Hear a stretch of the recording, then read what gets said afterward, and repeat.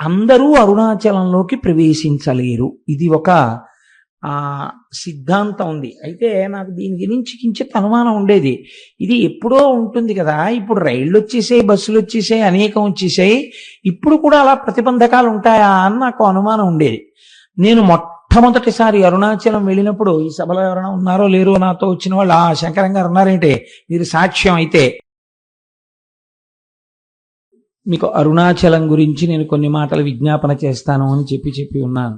మనకి అష్టమూర్తి తత్వము అని శివతత్వంలో ఒక మాట చెప్తారు. ఘోరంభాంశనలో నిలోంబర మహార్నాథో హిమాంసు పుమాన్ ఇత్యాభాతి చరాచరాత్మకమిదం యస్యైవ మూర్త్యష్టకం నాణ్యకించన విద్యతే విమృశతాం యస్మాత్ పరస్మాత్ విభో తస్మై శ్రీ గురుమూర్తయే నమగిదం శ్రీ దక్షిణామూర్తయే అని శంకర భగవత్పాదులు దక్షిణామూర్తి స్తోత్రంలో అంతటా ఉన్నటువంటి పరమేశ్వర చైతన్యాన్ని గుర్తించలేనప్పుడు సాకారోపాసన శివుని దేనియందు చూడవచ్చు అన్న దాని గురించి చెప్పారు.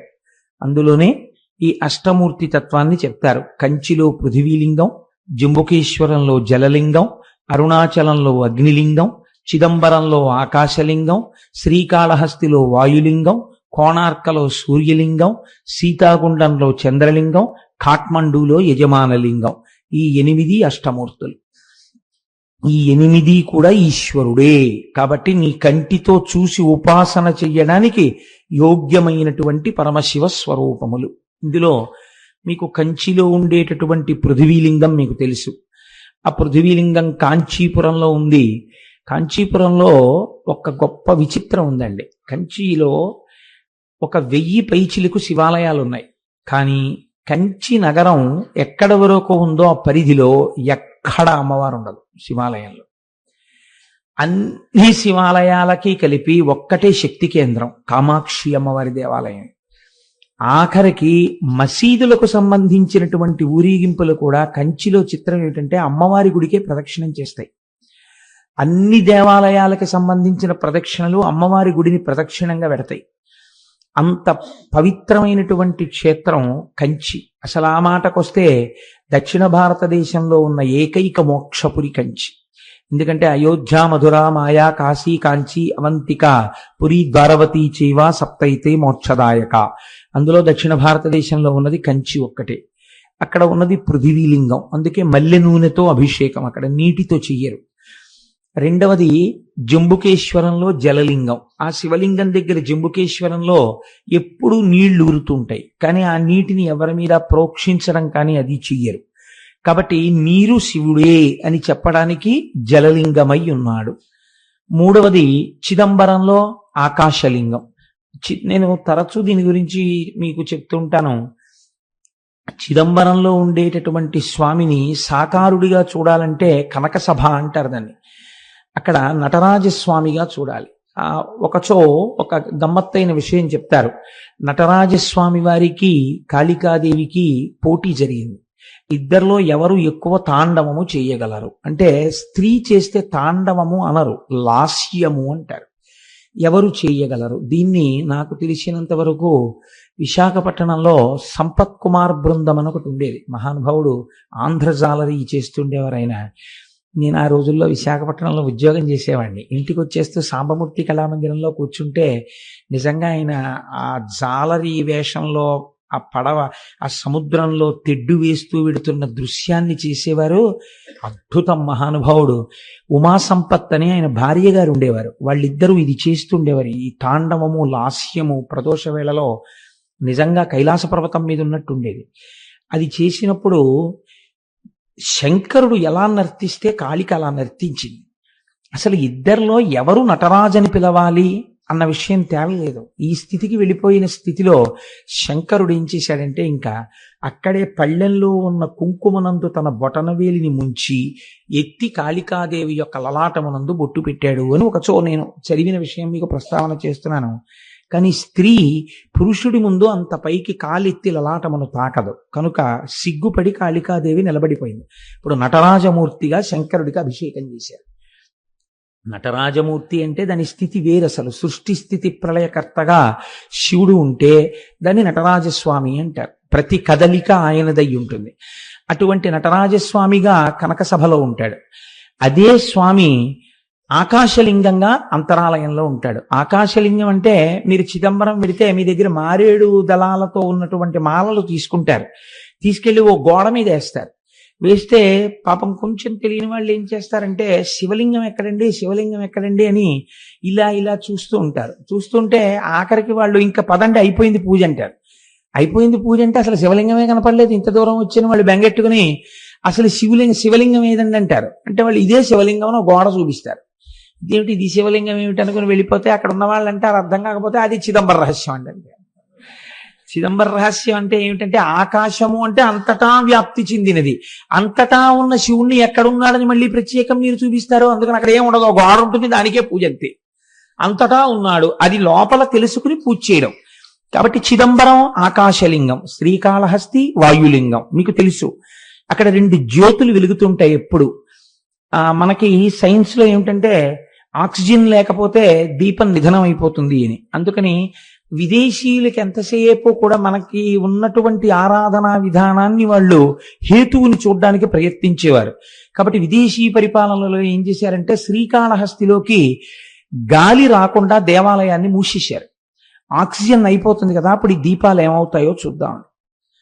ఎన్ని రోజులైనా ఆ దీపాలు అలా వెలుగుతూనే ఉన్నాయి. గాలిలో ఆక్సిజన్ అయిపోయినట్టుగా అక్కడ ఉన్నటువంటి పరికరములు చూపిస్తున్నాయి, కానీ దీపాలు మాత్రం వెలుగుతున్నాయి. ఏ గాలి లేకపోయినా 2 దీపాలు గాలి కొట్టుకుంటున్నట్టు ఇలా కొట్టుకుంటుంటాయి ఇప్పటికీ. అలా వాయురూపుడైనటువంటి పరమాత్మ శివుడే అని చూపించడం కోసమే శ్రీకాళహస్తిలో వాయులింగం. అందుకే ప్రాణము ఉన్నది, ప్రాణము పోయినది అంటే భవతి, వీడున్నాడు అనడానికి ఏమిటి గుర్తు? ఊపిరి. ఆ ఊపిరి ఆగిపోయింది అనుకోండి, శవం, వెళ్ళిపోయినాడు, అమంగళ స్వరూపం అయిపోయింది అంటున్నాం. అందుకే శ్రీకాళహస్తిలో శివలింగం పశ్చిమాన్ని తిరుగుతుంది. అక్కడ పశ్చిమాన్ని తిరిగితే గుర్తు ఏమిటంటే పశ్చిమం సూర్యాస్తమయం. శ్రీకాళహస్తి వెళ్ళి నమస్కారం చేసినటువంటి వాడికి ఆఖరి ఊపిరి నడుస్తుండగా ఈశ్వరుడే ఆ ఊపిరిని భగవత్ సంబంధమైన నామముగా మార్చి వీడు చిట్ట చివరి ఊపిరిలో ఈశ్వరనామం చెప్పాడు కాబట్టి వీడిని నా పాదాల దగ్గర పెట్టుకుంటున్నానని తాను తీసుకుంటాడు. కాబట్టి పశ్చిమానికి తిరిగి శ్రీకాళహస్తిలో ఉంటాడు. అంతర్లీనముగా అది మనకి జరిగే ప్రయోజనం, అది వాయులింగం. కాబట్టి కంచియందు పృథివీలింగం, జంబుకేశ్వరంలో జలలింగం, చిదంబరంలో ఆకాశలింగం, శ్రీకాళహస్తిలో వాయులింగం. పంచభూత లింగాలుగా చూడండి. పోనందాక తిరువణ్ణామలై అంటే అరుణాచలానికి వస్తే అగ్నిలింగం. ఇప్పుడు మీరు ఒక్క విషయాన్ని గమనించండి. పృథివీలింగం అంటే మీకు తెలుస్తోంది పృథివీ, జలలింగం అంటే తెలుస్తోంది నీరు, ఆకాశలింగం అంటే తెలుస్తోంది ఏమీ లేకుండా అంతటా పరమాత్మ ఉన్న స్థితి. అలాగే మీకు వాయులింగం తెలుస్తోంది దీపముల కదలిక చేత. అప్పుడు అగ్నిలింగం అన్న దగ్గర ఏది ఉండాలి? అగ్నిహోత్రం ఉండాలి కదండి.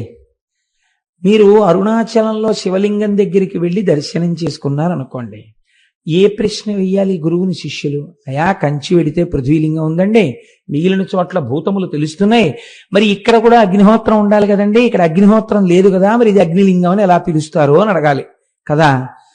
ఇక్కడ రాశీభూతమైన జ్ఞానాగ్ని, అది జ్ఞానాగ్నియే. అందుకే స్కాంద పురాణం అంది జీవి యొక్క ప్రయాణాన్ని, మనుష్య ప్రయాణం అనకండి, జీవుడు లోపల ఉన్న జీవుడు ఎన్ని దేశముల నుండి నే వచ్చినానో నిన్న విన్నారు కదా. ఇదేంటి, ఎందరో రోతల్లులెందరో తండ్రులెందరో తనవారులెందరో సుతులు, ఎంతమంది అయ్యారో ఇప్పటికీ.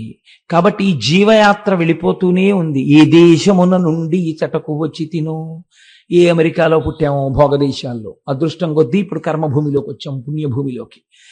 ఎక్కడి నుంచి ఇక్కడికి వచ్చానో, మళ్ళీ ఇచట నుండి నే పోదు ఏ దేశమునకు, మళ్ళీ ఎక్కడికి పోతాము.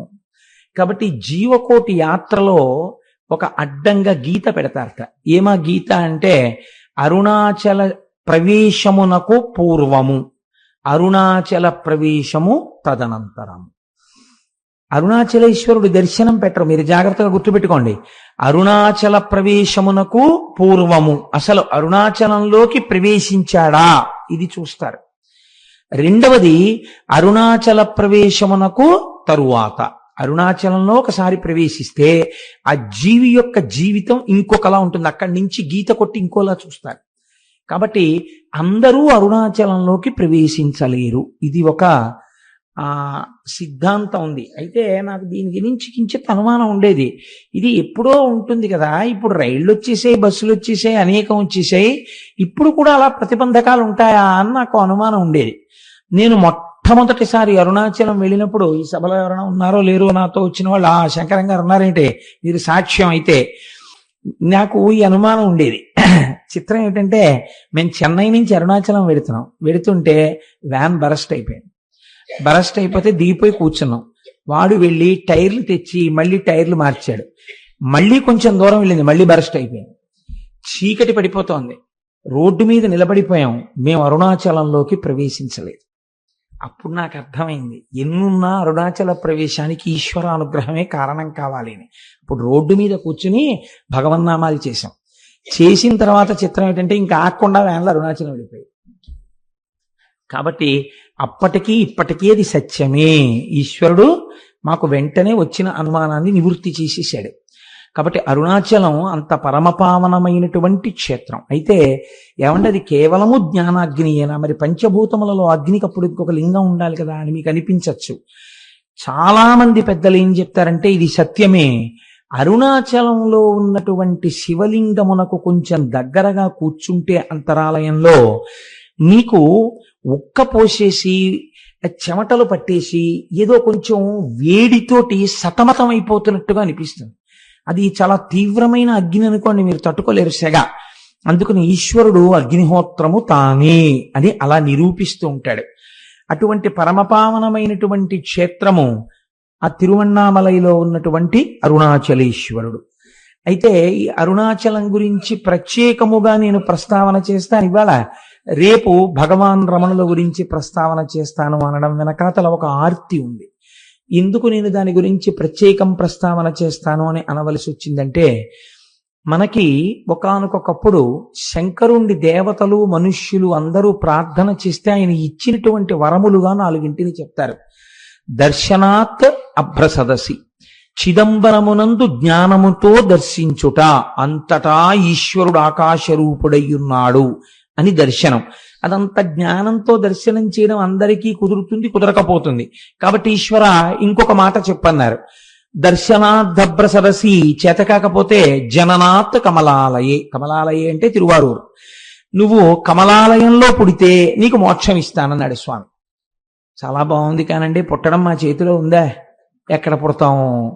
కాబట్టి అమ్మ కడుపులో ఉన్న నాకు అమ్మ ఎక్కడుందో ఏం తెలుసు, ఎలా పుడతాను? ఇంకొక మాట చెప్పండి అంటే ఆయన అన్నాడు, పోనీ పుట్టడం నీ చేతిలో లేదు, వృద్ధాప్యం వరకు వచ్చేసిన తర్వాత ఇంకా నా జీవనయాత్ర పూర్తయిపోతోందని నీకు తెలిసిపోతుంటుందిగా, బాధ్యత అయిపోయిందిగా, కాశీ వెళ్ళిపోతే ఏం చేస్తాను? జననాత్ కమలాలయే కాశ్యాంతో మరణాన్ముక్తి, కాశీలో ప్రాణం వదిలిపెట్టేస్తే మోక్షం ఇచ్చేస్తాను. ఎలా ఇస్తాడో మొన్న మీరు విన్నారు కదా విశ్వేశ్వరలింగంలో, కాశ్యాంతు మరణాన్ముక్తి అంటే వాళ్ళన్నారు, ఈశ్వర ఏమో ఈ లోపల వచ్చేస్తే, లేదా మేము కాశీలో ఉండగా మోక్షం వచ్చేటట్టుగా కాశీకి వెళ్ళేంతగా కుటుంబాల్ని వదిలి వెళ్ళగలిగినంత దృఢచిత్తము కలియుగంలో మాకు ఎలా ఉంటుంది? ఈ అనుబంధాలతో వేసారిపోతూ. కాబట్టి అలా వెడతామని నమ్మకం లేదు. ఇంకొక్క మాట చెప్పండి అంటే స్వామి అన్నారు, ఇంకా ఇంతకన్నా సులభం ఉండదు, ఒక్క మాట చెప్తాను, చెయ్యగలరా? స్మరణాత్ అరుణాచలే, పైకి అనక్కర్లేదు. అరుణాచల శివ, అరుణాచల శివ, అరుణాచల శివ, అరుణ శివ అని మీరు అనక్కర్లేదు. స్మరణాత్, స్మరణము మనస్సుకు సంబంధించినది. మీరిక్కడ అరుణాచల శివుడు అని ఒకసారి తలుచుకుంటే చాలు, పాపరాశి ధ్వంసం చేస్తాను. పోనీ అలా తలుచుకోగలవా? ఇది కూడా కుదరదన్నారు అనుకోండి, ఇంకా నేను మిమ్మల్ని ఉద్ధరించలేనని ఈశ్వరుడితో అనిపించుకోకూడదు కదా, అందుకని తప్పకుండా అన్నారు. స్మరణాత్ అరుణాచలే, కేవలము స్మరించినంత మాత్రం చేత పాపరాశిని ధ్వంసము చేయగలిగినటువంటి క్షేత్రము అరుణాచల క్షేత్రము.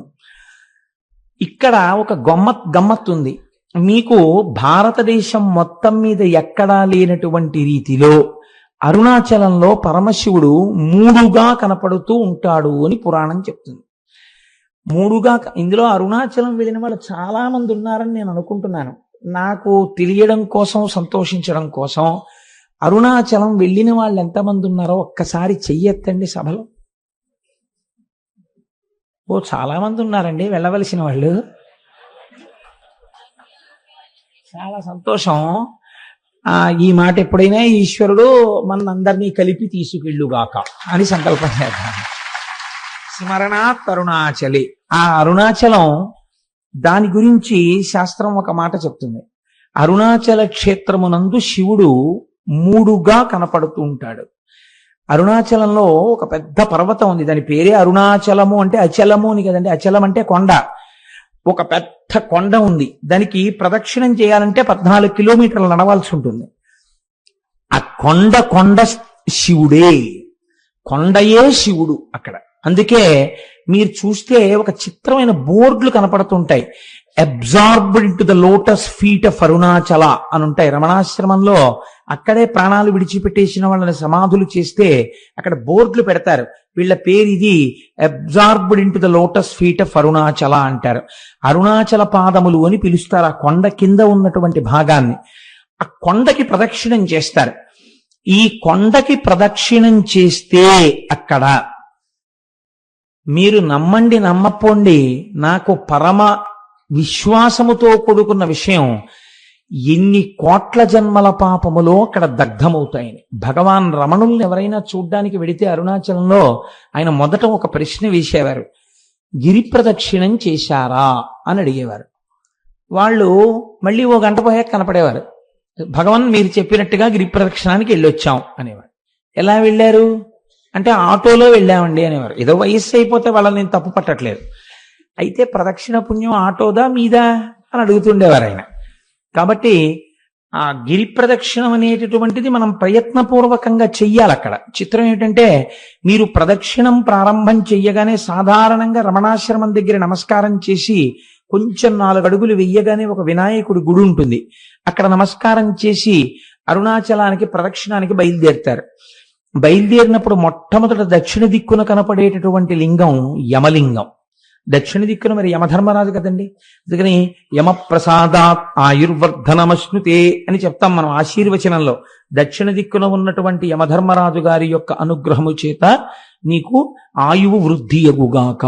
మీరు ఒక్కటి గుర్తుపెట్టుకోండి, అరుణాచలానికి అరుణ పర్వతానికి మీరు ఎన్ని మాటలు ప్రదక్షిణం చేసినా ఒక్క పర్వతానికి ప్రదక్షిణము చేయరాదు.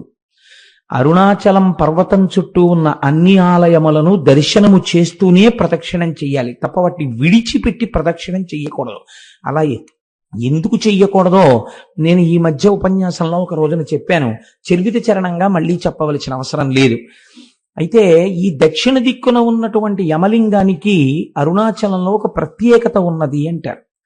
ఏమా ప్రత్యేకత అంటే, ఎముకలు విరిగిపోయినటువంటి వాళ్ళు, ఎముకలు అరిగి బాధపడుతున్న వాళ్ళు అరుణాచలంలో యమలింగ దర్శనం చేస్తే ఆ ఎముకలు చాలా తొందరగా అంటుకుంటాయి. చాలా మందికి అలా జరిగాయి సంఘటనలు. మీరు దానికి సంబంధించినటువంటి విషయాల్ని పరిశీలన చేస్తే ఎన్ని సంఘటనలు, ఎన్ని సందర్భాలు ఉంటాయో, ఎన్నని పురాణ ప్రవచనంలో తీసుకురాగలం. ఎంతమందికో అలా అంటుకున్న ఎముకలు. కాబట్టి యమలింగమునకు అటువంటి శక్తి ఉన్నది. అరుణాచలంలో మీరు ప్రదక్షిణం చేస్తున్నప్పుడు నైరుతి దిక్కుకి వెళ్ళేటప్పటికి నైరుతి లింగము అని ఒక లింగం ఉంటుంది. ఆ నైరుతి లింగము మీరు వెళ్ళినప్పుడు కొంచెం జాగ్రత్తగా చూడండి, అది రోడ్డు మీదకి కనపడదు, కాస్త లోపలకు ఉంటుంది. మీరు 4 అడుగులు వేసి లోపలికి వెళ్ళాలి. వెడితే ఆ నైరుతి లింగం గురించి పెద్దలు ఏం చెప్తారంటే, మనస్సు చాలా తొందరగా నిలకడని పొందగలిగినటువంటి పరమశక్తివంతమైన ప్రదేశము నైరుతి లింగము అని చెప్తారు. నైరుతి లింగం దగ్గర కూర్చుని కాసేపు ధ్యానం చేసుకోవడమో, నైరుతి లింగం దగ్గర కూర్చుని ఒక శ్లోకమో, ఒక పద్యమో, ఒక శివ సందర్భమో చెప్పుకోవాలి. నేను ఎప్పుడు అరుణాచలం వెళ్ళినా నాతో పాటు ఎవరో భక్తులు ఏదో పాపం వీడితో వెడితే ఏదో చెప్తారని ఆశ, నాకేం తెలుసు కనుక వస్తూ ఉంటారు. వస్తే తప్పకుండా నైరుతి లింగం దగ్గర కూర్చుని ఏదో ఒకటి చెప్పి బయలుదేరుతుంటాం. మొన్న వెళ్ళినప్పుడు కూడా మేము అలాగే చేసాం ప్రదక్షిణ. కాబట్టి ఆ నైరుతి లింగం దగ్గరే కావ్యకంఠ గణపతి ముని తపస్సు చేశారు. తపస్సు చేసినప్పుడు ఒక ఆశ్చర్యకరమైన సంఘటన జరిగింది. వారు తపస్సుకు కూర్చునే ముందు వారు ఒక నిర్ణయం తీసుకుని నైరుతి లింగానికి చెప్పారు, ఈశ్వర, నా తపస్సు సిద్ధించే వరకు నేను ఈ ప్రదేశమును విడిచిపెట్టి వెళ్ళను అని ఒక చిన్న గదిలా ఉంటుంది ఆ లింగానికి ముందు. అందులో ఒక గుడ్డల మూట ఒకటి ఉండేది. ఆయన ఆ గదిలో కూర్చుని రాత్రి 11:30-12 వరకు తపస్సు చేసేవారు. చేసి ఒక్క గ్లాసుడు పాలు అక్కడ ఎవరైనా పెడితే ఆ పాలు తాగి పడుకునేవారు అక్కడే. మళ్ళీ తెల్లవారకట్ట లేచి ఆ బాహ్యాంతర శౌచములు సిద్ధింప చేసుకుని మళ్ళీ తపస్సు కూర్చునేవారు. కావ్యకంఠులు అలా తపస్సు చేస్తుండగా ఒక ఆశ్చర్యకరమైన సంఘటన జరిగింది. అరుణాచలేశ్వరుడు యొక్క రథం అరుణగిరికి ప్రదక్షిణంగా వెడుతోంది, దేవాలయానికి ప్రదక్షిణంగా వెడుతున్నప్పుడు ఒక అన్న సంతర్పణ చేసేటటువంటి ఒక సత్రవుకి, ఒక వేద పాఠశాలకి మధ్యలో పరమ నునుపైన నేల మీద ఆ రథం ఆగిపోయింది. అలా 9 రోజులు వెళ్ళాలి ఆ రథం. అది 6వ రోజున ఆగిపోయింది. ఆగిపోతే రాత్రి 12 గంటల వరకు తోశారు. తిరువణ్ణామలైలో ఉన్న జనాభా అందరూ పట్టుకులాగారు రథాన్ని. అంగుళం కూడా రథం కదలలేదు. ఏం చెయ్యాలో అర్థం కాలేదు. లాగి లాగి లాగి లాగి అర్చకులు కూడా విసిగిపోయి ఎన్ని క్షమార్పణలు చెప్పాలో అన్ని చెప్పారు. కదల్లా రథం. రథం మీద మూర్తులను అలాగే వదిలిపెట్టేసి ఒక 10 మందిని కాపలా పెట్టి, రేపటి రోజు ఉదయం వచ్చి మళ్ళీ రథం లాగుతాం స్వామి, మమ్మల్ని మన్నించు అని చెప్పి ఎవరిళ్ళకి వాళ్ళు వెళ్ళిపోయారు అర్చకులు కూడా. ఇది యథార్థముగా కావ్యకంఠ గణపతి ముని అంటే ఈ మధ్య వారి జీవితంలో జరిగిన సంఘటన. రాత్రి 12 గంటలకి కావ్యకంఠ గణపతి ముని పడుకున్నారు. పడుకుంటే అరుణాచలేశ్వరుడికి అర్చకత్వం చేసే ప్రధాన అర్చకుడు ఆయనకి స్వప్నంలో దర్శనమిచ్చాడు. ఇచ్చి, ఈశ్వరాజ్ఞ చేత రథం ఆగిపోయింది, ఈశ్వరుడు ఏం కోరుకుంటున్నాడంటే మీ యొక్క తపస్సుని లోకమునకు తెలియచెయ్యాలనుకుంటున్నాడు, మీ వాక్కు యొక్క ప్రామాణ్యము తెలియచెయ్యాలనుకుంటున్నాడు. అది అసలు రహస్యం. కనుక మీరు వచ్చి చెయ్యేస్తే తప్ప అరుణాచలేశ్వరుడి రథము నడవదు. కాబట్టి ఉత్తర క్షణం మీరు గుడి విడిచిపెట్టి రండి అని వినపడింది. వినపడితే ఆయన గభాలను లేచి, ఇది స్వప్నంలా అనిపించట్లేదు, యథార్థంగా జరిగినట్టుందని చూస్తే చిమ్మ చీకటి. ఏం చెయ్యాలి అని ఆలోచించి ఇది నిజమేనా అని ఆయన ఆలోచిస్తున్నారు. 2 చెవులలోకి మాటలు వినపడ్డాయి, ఇది యథార్థము, నువ్వు వెంటనే బయలుదేరి రథం దగ్గరికి వెళ్ళు అని. ఆయన వెంటనే గుడి తలుపులు వెయ్యడం కూడా మరిచిపోయి, రాత్రిళ్ళు తలుపులు వేస్తారు కానీ మీకు శివలింగ దర్శనం అవుతూ ఉంటుంది అరుణాచలంలో, తలుపులు దగ్గరకి వేసి ఆయన గబగబా ఆ తేరు ఆగిపోయిన ప్రదేశానికి వెళ్ళారు. వెడితే రథం అక్కడ నిలబడిపోయింది, చుట్టూ 10 మంది ఉన్నారు. వెంటనే ఈయన స్వామికి సాష్టాంగ నమస్కారం చేసి, ఈశ్వరా మీరు నన్ను అనుగ్రహించారు, కానీ ఇప్పుడు 10 మంది కాపలాదారులు మాత్రమే ఉన్నారు. ఇప్పుడు ఒకవేళ రథం కదిలినా ఆలయం లోపలికి వెళ్ళడం కష్టం. రేపు తెల్లవారుజామున నేను వచ్చి రథాన్ని మీద చెయ్యి వేస్తాను, కదిపేది మీరే, నా శక్తి కాదు, నన్ను అనుగ్రహిస్తారు అని చెప్పి మళ్ళీ వెళ్ళిపోయారు గుడికి. పడుకున్నారు. రోజు తెల్లవారకట్ట 4ంటికి తెలివచ్చేది. ఆయనకు ఆ రోజున మరునాడు ఉదయం 9 గంటలకి తెలివచ్చింది. అప్పటికి తెల్లవారకట్ట వచ్చేసి అక్కడ ఉన్న వాళ్ళందరూ ఈ రథాన్ని లాగేటటువంటి ప్రయత్నం చేస్తున్నారు, కదలటం లేదు. 12 అయ్యేటప్పటికి ఎట్టి పరిస్థితులలోనూ గుడి లోపలికి వెళ్ళిపోయి మహానైవేద్యమై మళ్ళీ మరునాటి పరిక్రమణం మొదలైపోవాలి. అలా వెళ్ళకపోతే భారీ ఎత్తున ప్రాయశ్చిత్తాలు చెయ్యాలి. ఆలయంలో ఉన్నటువంటి అధికారుల నుంచి అర్చకుల వరకు గడగడ వణికిపోతున్నారు. ఇలా వణికిపోతున్న సమయంలో గబగబా సంధ్యావందనాదులు పూర్తి చేసుకుని కావ్యకంఠ గణపతి ముని తనకున్న బట్టల మూట ఒకటి పట్టుకుని వెళ్ళి వేద పాఠశాలలో దాన్ని అప్పజెప్పి ఆ రథం దగ్గరికి వెళ్ళి, అయ్యా నాకు చోటివ్వండి, ఈశ్వరుడు పిలిస్తే వచ్చాను అనేటప్పటికి అందరూ ఆయనకి చోటు ఇచ్చారు. ఆయన 2 మోకుల మధ్యలోకి వెళ్ళి సాష్టాంగ నమస్కారం చేసి, అరుణాచలేశ్వర నువ్వు పిలిస్తే నేను వచ్చాను, నువ్వు చెప్పిన మాట నిలబెట్టు అని కుడి చెయ్యి వేసి, ఇలా ఉంటారు కావ్యకంఠ గణపతి ముని, కుడి చెయ్యి వేసి ఇలా అన్నారు. అంతే. చాలా మంది కలిపి తేలిక వాహనాన్ని లాగేస్తే ఒక్కసారి ఎలా దూకుతుందో, అలవాట్లేనివాడు ఫస్ట్ గేర్ వేసేసి యాక్సిలేటర్ వదిలేస్తే బండి ఎలా దూకుతుందో అలా ఒక దూకింది అరుణాచలం రథం. దూకి గుళ్ళోకి వెళ్ళిపోయింది. వెంటనే ఎవరు రాయి బక్కబాపడు, ఎవరింతటి మహాత్ముడు, ఈయన్ని ఎలాగైనా పట్టుకోవాలనుకుని చూశారు. చిత్రం ఏమిటంటే మహాత్ములైనటువంటి వారు గుర్తింపుల కోసం వెంపర్లాడరు. వాళ్ళు చూసేటప్పటికే సందులు గొంతుల్లో పడైన వెళ్ళిపోయారు, ఎవ్వరికీ కనపడలేదు. అరుణాచలేశ్వరుడు కావ్యకంఠ గణపతి ముని యొక్క తపస్సుకి తొందరగా పలికినటువంటి ప్రదేశం నైరుతి లింగ స్థానం.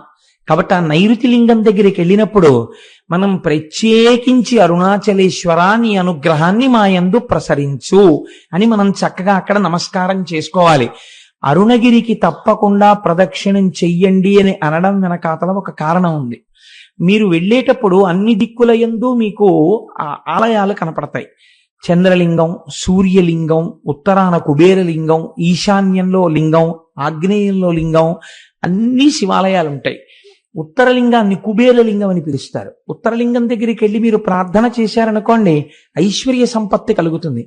మీరు చూడండి, సాధారణంగా మనకి ఆశీర్వచనం చేస్తారు. మీరు ఏదైనా ఒక పెద్ద పూజ కానీ, ఇష్టి కానీ, వ్రతం కానీ పూర్తి చేశారనుకోండి, ఆశీర్వచనం చేసేటప్పుడు ఒక మాట చెప్తారు. ఏదో నైరుతి దిగ్భాగే వరుణో దేవత వరుణ ప్రసాదాత్ పుత్రపౌత్రాభివర్ధనమశ్నుతే. ఆ నైరుతి దిక్కున ఉన్నటువంటి ఏదో పశ్చిమ దిగ్భాగే, పశ్చిమ దిక్కున ఉన్నవాడు వరుణుడు. ఆ వరుణుని యొక్క అనుగ్రహము చేత ఈయనకి పుత్రపౌత్రాభివృద్ధి కలుగుగాక అని. అలాగే మనకి మహన్యాసం చేసేటప్పుడు మనం ఇలా వెనక్కి తిరిగో నమస్కారం, ఇలా ఓ నమస్కారం, ఇలా ఓ నమస్కారం, ఇలా ఓ నమస్కారం. అర్చక స్వామి చేస్తుంటారు, ఆయన్ని చూస్తూ ఆయన ఎడి తిరుగుతున్నాడు, అలా మనం ఇలా ఇలా ఇలా తిరుగుతూ ఉంటాం తప్ప మంత్రంతో సమన్వయం మనకి జరగదు లోపల. ఎందుకంటే మనకి సరిగ్గా అర్థం కాదు, అలా అర్థమయ్యేటట్టు చెప్పేవాళ్ళు లేరు. కాబట్టి ఏమైపోతుందంటే ఉట్టినే పాపం అలా అలా తిరుగుతుంటాడు, ఆయన భక్తి అయింది. కానీ మీకు తెలియకుండానే మీరు అరుణగిరికి ప్రదక్షిణం చేసేటప్పుడు అన్ని దిక్కుల నుండి మీరు ఏం కోరుకుంటున్నారో అవి ఇయ్యగలిగినటువంటి దిక్పాలకులకు శాసకుడై ఉన్నటువంటి పరమశివుని యొక్క దర్శనం మీకు అన్ని దిక్కులా కలుగుతుంది. కలగడం వల్ల ఇహమునందు మీకు సమస్త సమృద్ధి కటాక్షింపబడుతుంది. కాబట్టి అరుణాచల లింగానికి, అరుణాచలేశ్వరుడికి, ఆ కొండకి ప్రదక్షిణం చెయ్యడంలో అంత విశేషమైన ప్రాముఖ్యం. కొన్ని చెప్పకపోతే నాకు కడుపుబ్బ తీరదు, అదొక విర్రి నాకు. కాబట్టి చెప్తాను, ఇది కూడా చెప్పాలా అని అనుకోకండి. మనం పశ్చిమ దిక్కుకు వెళ్ళినప్పుడు ఆది అన్నామలై అని ఒక క్షేత్రం ఉంటుంది, ఒక దేవాలయం, శివాలయం ఉంది. ఆ ఆది అన్నామలై క్షేత్రం దేవాలయం దగ్గరికి వెళ్ళేటప్పటికే ఈసారి మేము కనుమ పండుగ నాడు వెళ్ళాం. చక్క పెద్ద పెద్ద ముగ్గులేసి గొబ్బిళ్ళు పెట్టి గుమ్మిడి పూలు పెట్టారు. పెడితే మా వాళ్ళు వచ్చిన భక్తుల్లో కొంతమందికి మంచి మంచి పాటలు వచ్చు, గొబ్బిళ్ళ పాటలు. ఆ గొబ్బిళ్ళ పాటలు పాడుతుంటే మాతో వచ్చిన వాళ్ళందరూ ఆ గొబ్బిళ్ళకి చక్కగా నాట్యం చేస్తూ కన్నెపిల్లలకి మంచి భర్తలు రావాలని ప్రదక్షిణాలు చేయించి పాటలు పాడించి ఎంత ముచ్చట్లాడామో, ఎంత సంతోషం పడ్డామో శివుడి సన్నిధానంలో పండగ చేసుకుంటూ. అసలు కనుమ అంటే మీరు అరుణాచలంలో చూడాలి. పశువుకి పూజ కదండి. పశు రూపంలో నిలబడిన వాడెవరు? నందీశ్వరుడు. మీరు చూసి తీరాలి. మొన్న కనుమ పండుగ నాడు నాతో వచ్చిన వాళ్ళందరూ ఇక్కడే ఉన్నారు. వీళ్ళందరూ అయితే ఎంత పొంగిపోయారంటే, కోటేశ్వరరావు ఎలాగో శివమహాపురాణం జరుగుతోంది కదా, మా అచ్చయ్య శాస్త్రి గారు అయితే ఎంత ముచ్చట పడిపోయారంటే, కోటేశ్వరరావు నేను పెద్ద నందిని చేయించేస్తాను, కనుమ నాడు మన అందరం ఇక్కడ చేసినట్టే అలంకారం చేద్దామా అండి అని అడిగారు. మీకు చిత్రం తెలుసా? అరిసెల దండల దగ్గర నుంచి, కజ్జికాయల దండల దగ్గర నుంచి, 5 స్టార్ చాక్లెట్ల దగ్గర నుంచి, కాయగూరల దగ్గర నుంచి, పాప్కారం దండల దగ్గర నుంచి నందీశ్వరుడికి అలంకారం చేసేస్తారు. చక్కగా శీకాకాయ రసంతో ఆయనకి అభిషేకం చేసి రుద్రంతో కడిగి తెల్లవారకట నుంచి ఉంటే అవి కూడా చూడొచ్చు. చక్కగా స్వామికి అభిషేకం చేసి తైలమర్దనం చేసి అలంకారం చేస్తారు. చూసి తీరాలి. ఏమో ఈశ్వరుడు అనుగ్రహిస్తే సర్వసమర్థులైన వాళ్ళు గోపాలకృష్ణ గారు, దొరగారు, ఇలాంటి వాళ్ళు అందరు ఉన్నారు కాబట్టి ఇక్కడ నానాజీ గారును నందికేశ్వర చరిత్ర చెప్పినప్పుడు నందీశ్వరుణ్ణి అలా అలంకరించే ప్రయత్నం చేద్దాం ఒకసారి. కూడా మేము ఒక్కళ్ళని అనుభవించడమే, మీరు కూడా అలా నందీశ్వరుణ్ణి ఎలా అలంకారం చేస్తారో చూద్దురు గాని. అక్కడ చూడగానే ఆ రోజున నాతో పాటు ఉన్న వాళ్ళందరూ రిజర్వ్ చేసేసుకున్నారు. జంతికల దండలు మావంటే, చెకోడీల దండలు మావంటే, కజ్జికాయల దండలు మావంటే వాళ్ళు చూశారు కాబట్టి వాళ్ళు అవన్నీ రిజర్వ్ చేసుకున్నారు కూడా. కాబట్టి అన్నమాట ఉత్తినేందుకు పోవాలి, వాళ్ళు అలంకారం కూడా చేస్తారు. నందికేశ్వర చరిత్ర చెప్పిన రోజున వీలైతే బసవయ్యని మనం ఇక్కడ అలా అలంకారం చేసి ప్రదక్షిణం చేసి నమస్కరిద్దాం. కనుక ఏమిటో ఎటు నుంచి ఎటుపోతుందో ప్రసంగం. నైరుతి దిక్కున ఉన్నటువంటి ఆ స్వామి యొక్క దర్శనము కావ్యకంఠ గణపతి మునికంతటి కటాక్షాన్ని అనుగ్రహించింది. ఆ అరుణాచలేశ్వరుడికి చేసినటువంటి ప్రదక్షిణం మనకి ఇహమునందే కాదు పరమనందు సుఖాన్ని మోక్షమును కూడా ఇవ్వగలదు. ఎందుకు ప్రదక్షిణం చెయ్యాలి? కేవలం కాళ్ళతో నడిస్తే పాపం పోతుందా? అలా ఎలా పోతుందని అడిగేవారు. అడిగితే భగవాన్ రమణులు ఒక మాట చెప్తుండేవారు. వారు చెప్పినది సాధికారికం కదా. ప్రదక్షిణం అనగా అనగా సమస్త పాపరాశిని ధ్వంసము చేయుట. నేను అరుణగిరికి ప్రదక్షిణానికి బయలుదేరుతున్నాను అని మీరు అన్నారనుకోండి, అని స్నానం చేసి ప్రదక్షిణ ప్రారంభం చేస్తూ నమస్కారం చేసుకుంటున్నప్పుడు ఏమంటారు? ఈశ్వర, ఈ ప్రదక్షిణం ఏ విఘ్నం లేకుండా నా ఒంటి యందు శక్తి నిలబడి నేను చక్కగా చేసుకునేటట్టు అనుగ్రహించు అని మీరు మొదటి అడుగు తీసి ఇలా వెయ్యగానేట అంత పెద్ద స్థూల రూపుడైన పరమశివుడికి ప్రదక్షిణానికి మీరు ప్రయత్నపూర్వకంగా ఒక అడుగు పెట్టారు కనుక అడుగు ఇలా తీసి వెయ్యగానే పాపరాశిని ధ్వంసం చేసేస్తాట. పాపరాశిని ధ్వంసం చేసి ఈ అడుగు ఇలా వేసినప్పుడు వెనక అడుగు స్థిరంగా ఉంటుంది కదండి. మళ్ళీ రెండో కాలు ఇలా పైకి లేవగానే ఎవరు శివుడిని నమ్మి మొదలు పెట్టారో వాళ్ళు ఏది జీవితంలో జరగాలని కోరుకుంటున్నారో దాన్ని ఇచ్చేస్తట. కాబట్టి పాపరాశి ధ్వంసమగుట, కోరిక తీరుట. క్షి అంటే మీరు ఈ జన్మలో అనుభవించవలసినటువంటి కష్టములకు సంబంధించినటువంటి పాపములు ధ్వంసం చేయడం అనేటటువంటిది కుదరదు. ఎందుకంటే మీకు ఇక్కడ ఈ జన్మకి అనుభవించవలసినటువంటి పాపం ప్రారబ్ధం అంటారు. దాన్ని విడిచిపెట్టేసినటువంటి బాణంతో సమానం. కాబట్టి మీకు ఇప్పటికి ఏర్పడిపోయి ఉన్నటువంటి ఆగామి ఫలితం ఏదుందో దాన్నంతటినీ ధ్వంసం చేసి రాబో జన్మలకి కూడా ఏర్పడవలసినటువంటిది ఈ జన్మలో బ్రహ్మగారి రాత చేత ఏర్పడబోతున్న దాన్ని కూడా ధ్వంసం చేస్తారట. అంటే ఇంకా అలా చేయడం వల్ల అరుణగిరికి ప్రదక్షిణం చేసినటువంటి వాడికి పాపము పుణ్యము ఉండదు కనుక వాడు మోక్షమునకు అధికారి అగుచున్నాడు. కాబట్టి అరుణగిరికి ప్రదక్షిణం చెయ్యడం అనేటటువంటిది అంత పరమపావనమైన విషయం అని, తప్పకుండా గిరి ప్రదక్షిణం చెయ్యాలని మనకి మహానుభావుడైనటువంటి భగవాన్ రమణులు నిర్దేశించిన విషయం, స్కాంద పురాణం నిర్దేశించినటువంటి విషయం. ఇది చిత్రం ఒకటి ఉంది. అరుణాచలంలో 3 యోజనముల దూరము వరకు ఏ విధమైనటువంటి దీక్షకి సంబంధించిన నియమములు లేవు. మీకు శ్రద్ధ అని ఒక వాక్యం ఉంటుంది పురాణంలో. పురాణమే కాదు, మీరు శృతి యందు కూడా శ్రద్ధ అని ఒక మాట వాడతారు. శ్రద్ధ అంటే ఏమిటో తెలుసండి?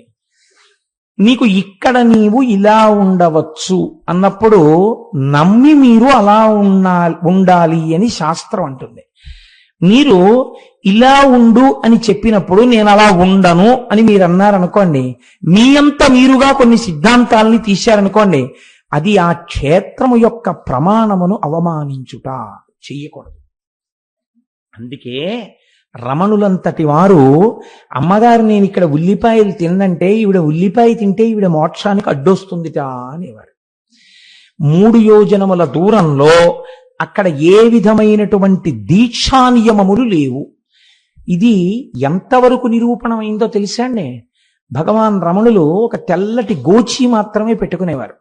వారు గోచి పెట్టుకుని స్కందాశ్రమంలో ఉండగా ఒకానొకప్పుడు శృంగేరి పీఠం నుంచి కొంతమంది పండితులు వచ్చి అయ్యా మీరు ఆ వివాహం లేదు, మీకు సంసారం లేదు, మీరు సన్యాసి యొక్క జీవితాన్నే గడుపుతున్నారు, కాబట్టి మీరు కనీసంలో కనీసం పోనీ కాషాయాంబరములను ధరించకపోయినా పెట్టుకున్నటువంటి గోచి తెల్లది కాకుండా కాషాయం రంగు గోచి పెట్టుకుంటే బాగుంటుంది.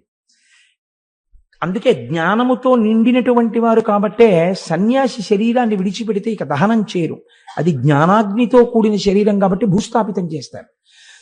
కాబట్టి ఇప్పుడు మీరు కాషాయముతో ఉన్న గోచి పెట్టుకోండి అని అడిగారు. అడిగితే భగవాన్ నవ్వి అన్నారు, అలా కాదు, ఈ అరుణాచలం కొండకి 3 యోజనముల వరకు ఏ దీక్షకు సంబంధించిన నియమము లేదు, కాబట్టి తెల్లటి గోచి పెట్టుకున్నా దోషం లేదు అన్నారు. అంటే వాళ్ళు అన్నారు, మీరు అలా కాదు, కొంచెం ఆలోచించండి, మీరు నడుపుతున్న జీవితానికి తెల్లటి గోచి పెట్టుకోవడం అంత బాగులేదు, కాషాయం గోచి పెట్టుకుంటే బాగుంటుంది అని వారు భోజనానికి కిందకి దిగి వెళ్ళిపోయారు. ఎక్కడ నుంచి వచ్చాడో ఒక పరమ వృద్ధుడు ఒక ఆయన ఒక పుస్తకాల మూట మోసుకొచ్చాడు, రమణుల దగ్గర పెట్టాడు. నేను ఇప్పుడే స్నానం చేసి వస్తాను, ఈ పుస్తకాల మూట చూస్తుండు అని చెప్పి వెళ్ళిపోయాడు. శృంగగిరి నుంచి వచ్చినటువంటి పండితులు కిందకి వెళ్ళి స్నానం చేసి భోజనం చేసి మళ్ళీ కొండ మీదకి వచ్చారు రమణుల దగ్గరికి. వచ్చేటప్పటికి పుస్తకాల మూట అక్కడుంది, పైనున్న పుస్తకం ఎగురుతోంది. ఎగురుతున్న పేజీ దగ్గర ఏమిటి పుస్తకాలు అని వాళ్ళు ఇలా పేజీ మీద చెయ్యి వేసి చూశారు. చూస్తే దాని అనువాద పద్యాన్ని మీకు నేను వినిపిస్తున్నాను. అందులో ఉంది, యోజనంబులు 3 నిచట వాసమొనరించు వారగు వరనరులకు ఉండకుందను దీక్షాదులొకటి అయిన ఆశరహిత మత్సాయుజ్య ప్రాప్తి సిద్ధ ఈశుడగు నాయాజ్ఞచే నెలమిమీరా. ఇది ఈశ్వరాజ్ఞ, ఇక్కడ దీక్షా నియమములు ఏమీ లేవు. ఇక్కడ కొండకి 3 యోజనముల పరిధిలో ఎటువంటి దీక్షలో లేకపోయినా ఈ కొండ యొక్క అగ్ని ప్రసరణము చేత వారు మోక్షమునకు అధికారులగుచున్నారు. కాబట్టి వాళ్ళది చూసి తెల్లబోయి, ఇప్పటికిప్పుడు ఈ పుస్తకం ఎక్కడి నుంచి వచ్చిందంటే రమణులు అన్నారు, ఏమో ఎవరో వృద్ధులు తెచ్చి అక్కడ పెట్టారు, వారు మీలాగే స్నానం చేసి వస్తానని వెళ్ళారన్నారు. ఆ వృద్ధుడు తిరిగి రాలేదు. కానీ ఈ పద్యాన్ని చూసినటువంటి పెద్దలు మాత్రం రమణులు తెల్లటి గోచి పెట్టుకోవడం వెనకాతల పరమసత్యం ఉంది అని తిరిగి వెళ్ళిపోయారు. అలా నిరూపించినటువంటిది, ఆ అరుణగిరికి ఉన్నటువంటి గొప్పతనాన్ని నిరూపించిన సంఘటన అక్కడ జరిగింది. మీరు అరుణాచల క్షేత్రంలో స్వామి దర్శనానికి వెడితే సాధారణంగా తూర్పు గోపురంలోంచి ప్రవేశిస్తాం. తూర్పు గోపురాన్ని శ్రీకృష్ణదేవరాయలు నిర్మాణం చేశారు. మనకి ఎక్కడికి వెళ్ళండి శ్రీకృష్ణదేవరాయల యొక్క ప్రమేయం లేనటువంటి క్షేత్రం ఉండదు. మీరు తెలిసి కాని తెలియక కాని వెడితే, మనకి నేను మొన్న గుంటూరు ప్రసంగాలకు వెళ్ళినప్పుడు వారు నన్ను ఒక క్షేత్రానికి తీసుకెళ్లారు. అది గుడికి అన్ని మూలలా సుబ్రహ్మణ్యుడు ఉన్నాడు. నేను చాలా ఆశ్చర్యపోయాను. కృష్ణదేవరాయల వారు అక్కడికి వచ్చి పూజ చేసి వెళ్ళిన తర్వాత ఆయనకి కొడుకు పుట్టాడు, భార్య గర్భిణి అయింది అని తెలిసి ఆయన క్షేత్రానికి గోపురాలు అవి కట్టారు. అలాగే ఆ మహానుభావుడు ఆయన తూర్పున గోపురాన్ని కట్టారు. దక్షిణ భారతదేశంలో ఉన్నటువంటి అన్ని దేవాలయాల గోపురాల కన్నా తలెత్తి చూసే గోపురాల్లో అదొకటి అని పెద్దలు చెప్తారు. అంత పెద్ద గోపురం కనపడుతుంటుంది. మీకు ఉత్తర దిక్కున ఒక గోపురం ఉంది. ఆ గోపురంలోకి ఒక్కసారైనా వెళ్ళి బయటికి రావాలి. ఉత్తర గోపురంలోకి అంటే సమయం లేక వెళ్ళలేకపోతే అది వేరే విషయం అనుకోండి. ఎప్పుడైనా ఉత్తర గోపురంలోకి ఎందుకు వెళ్ళి బయటికి వస్తారంటే, అమ్మణ్ణి అమ్మన్న ఒక ఆవిడ ఉండేది అరుణాచలంలో. ఆవిడ సంకల్పం చేసింది ఒక రోజున. ఉత్తర దిక్కునంత పెద్ద గోపురం ఉండేది కాదు అప్పటికి.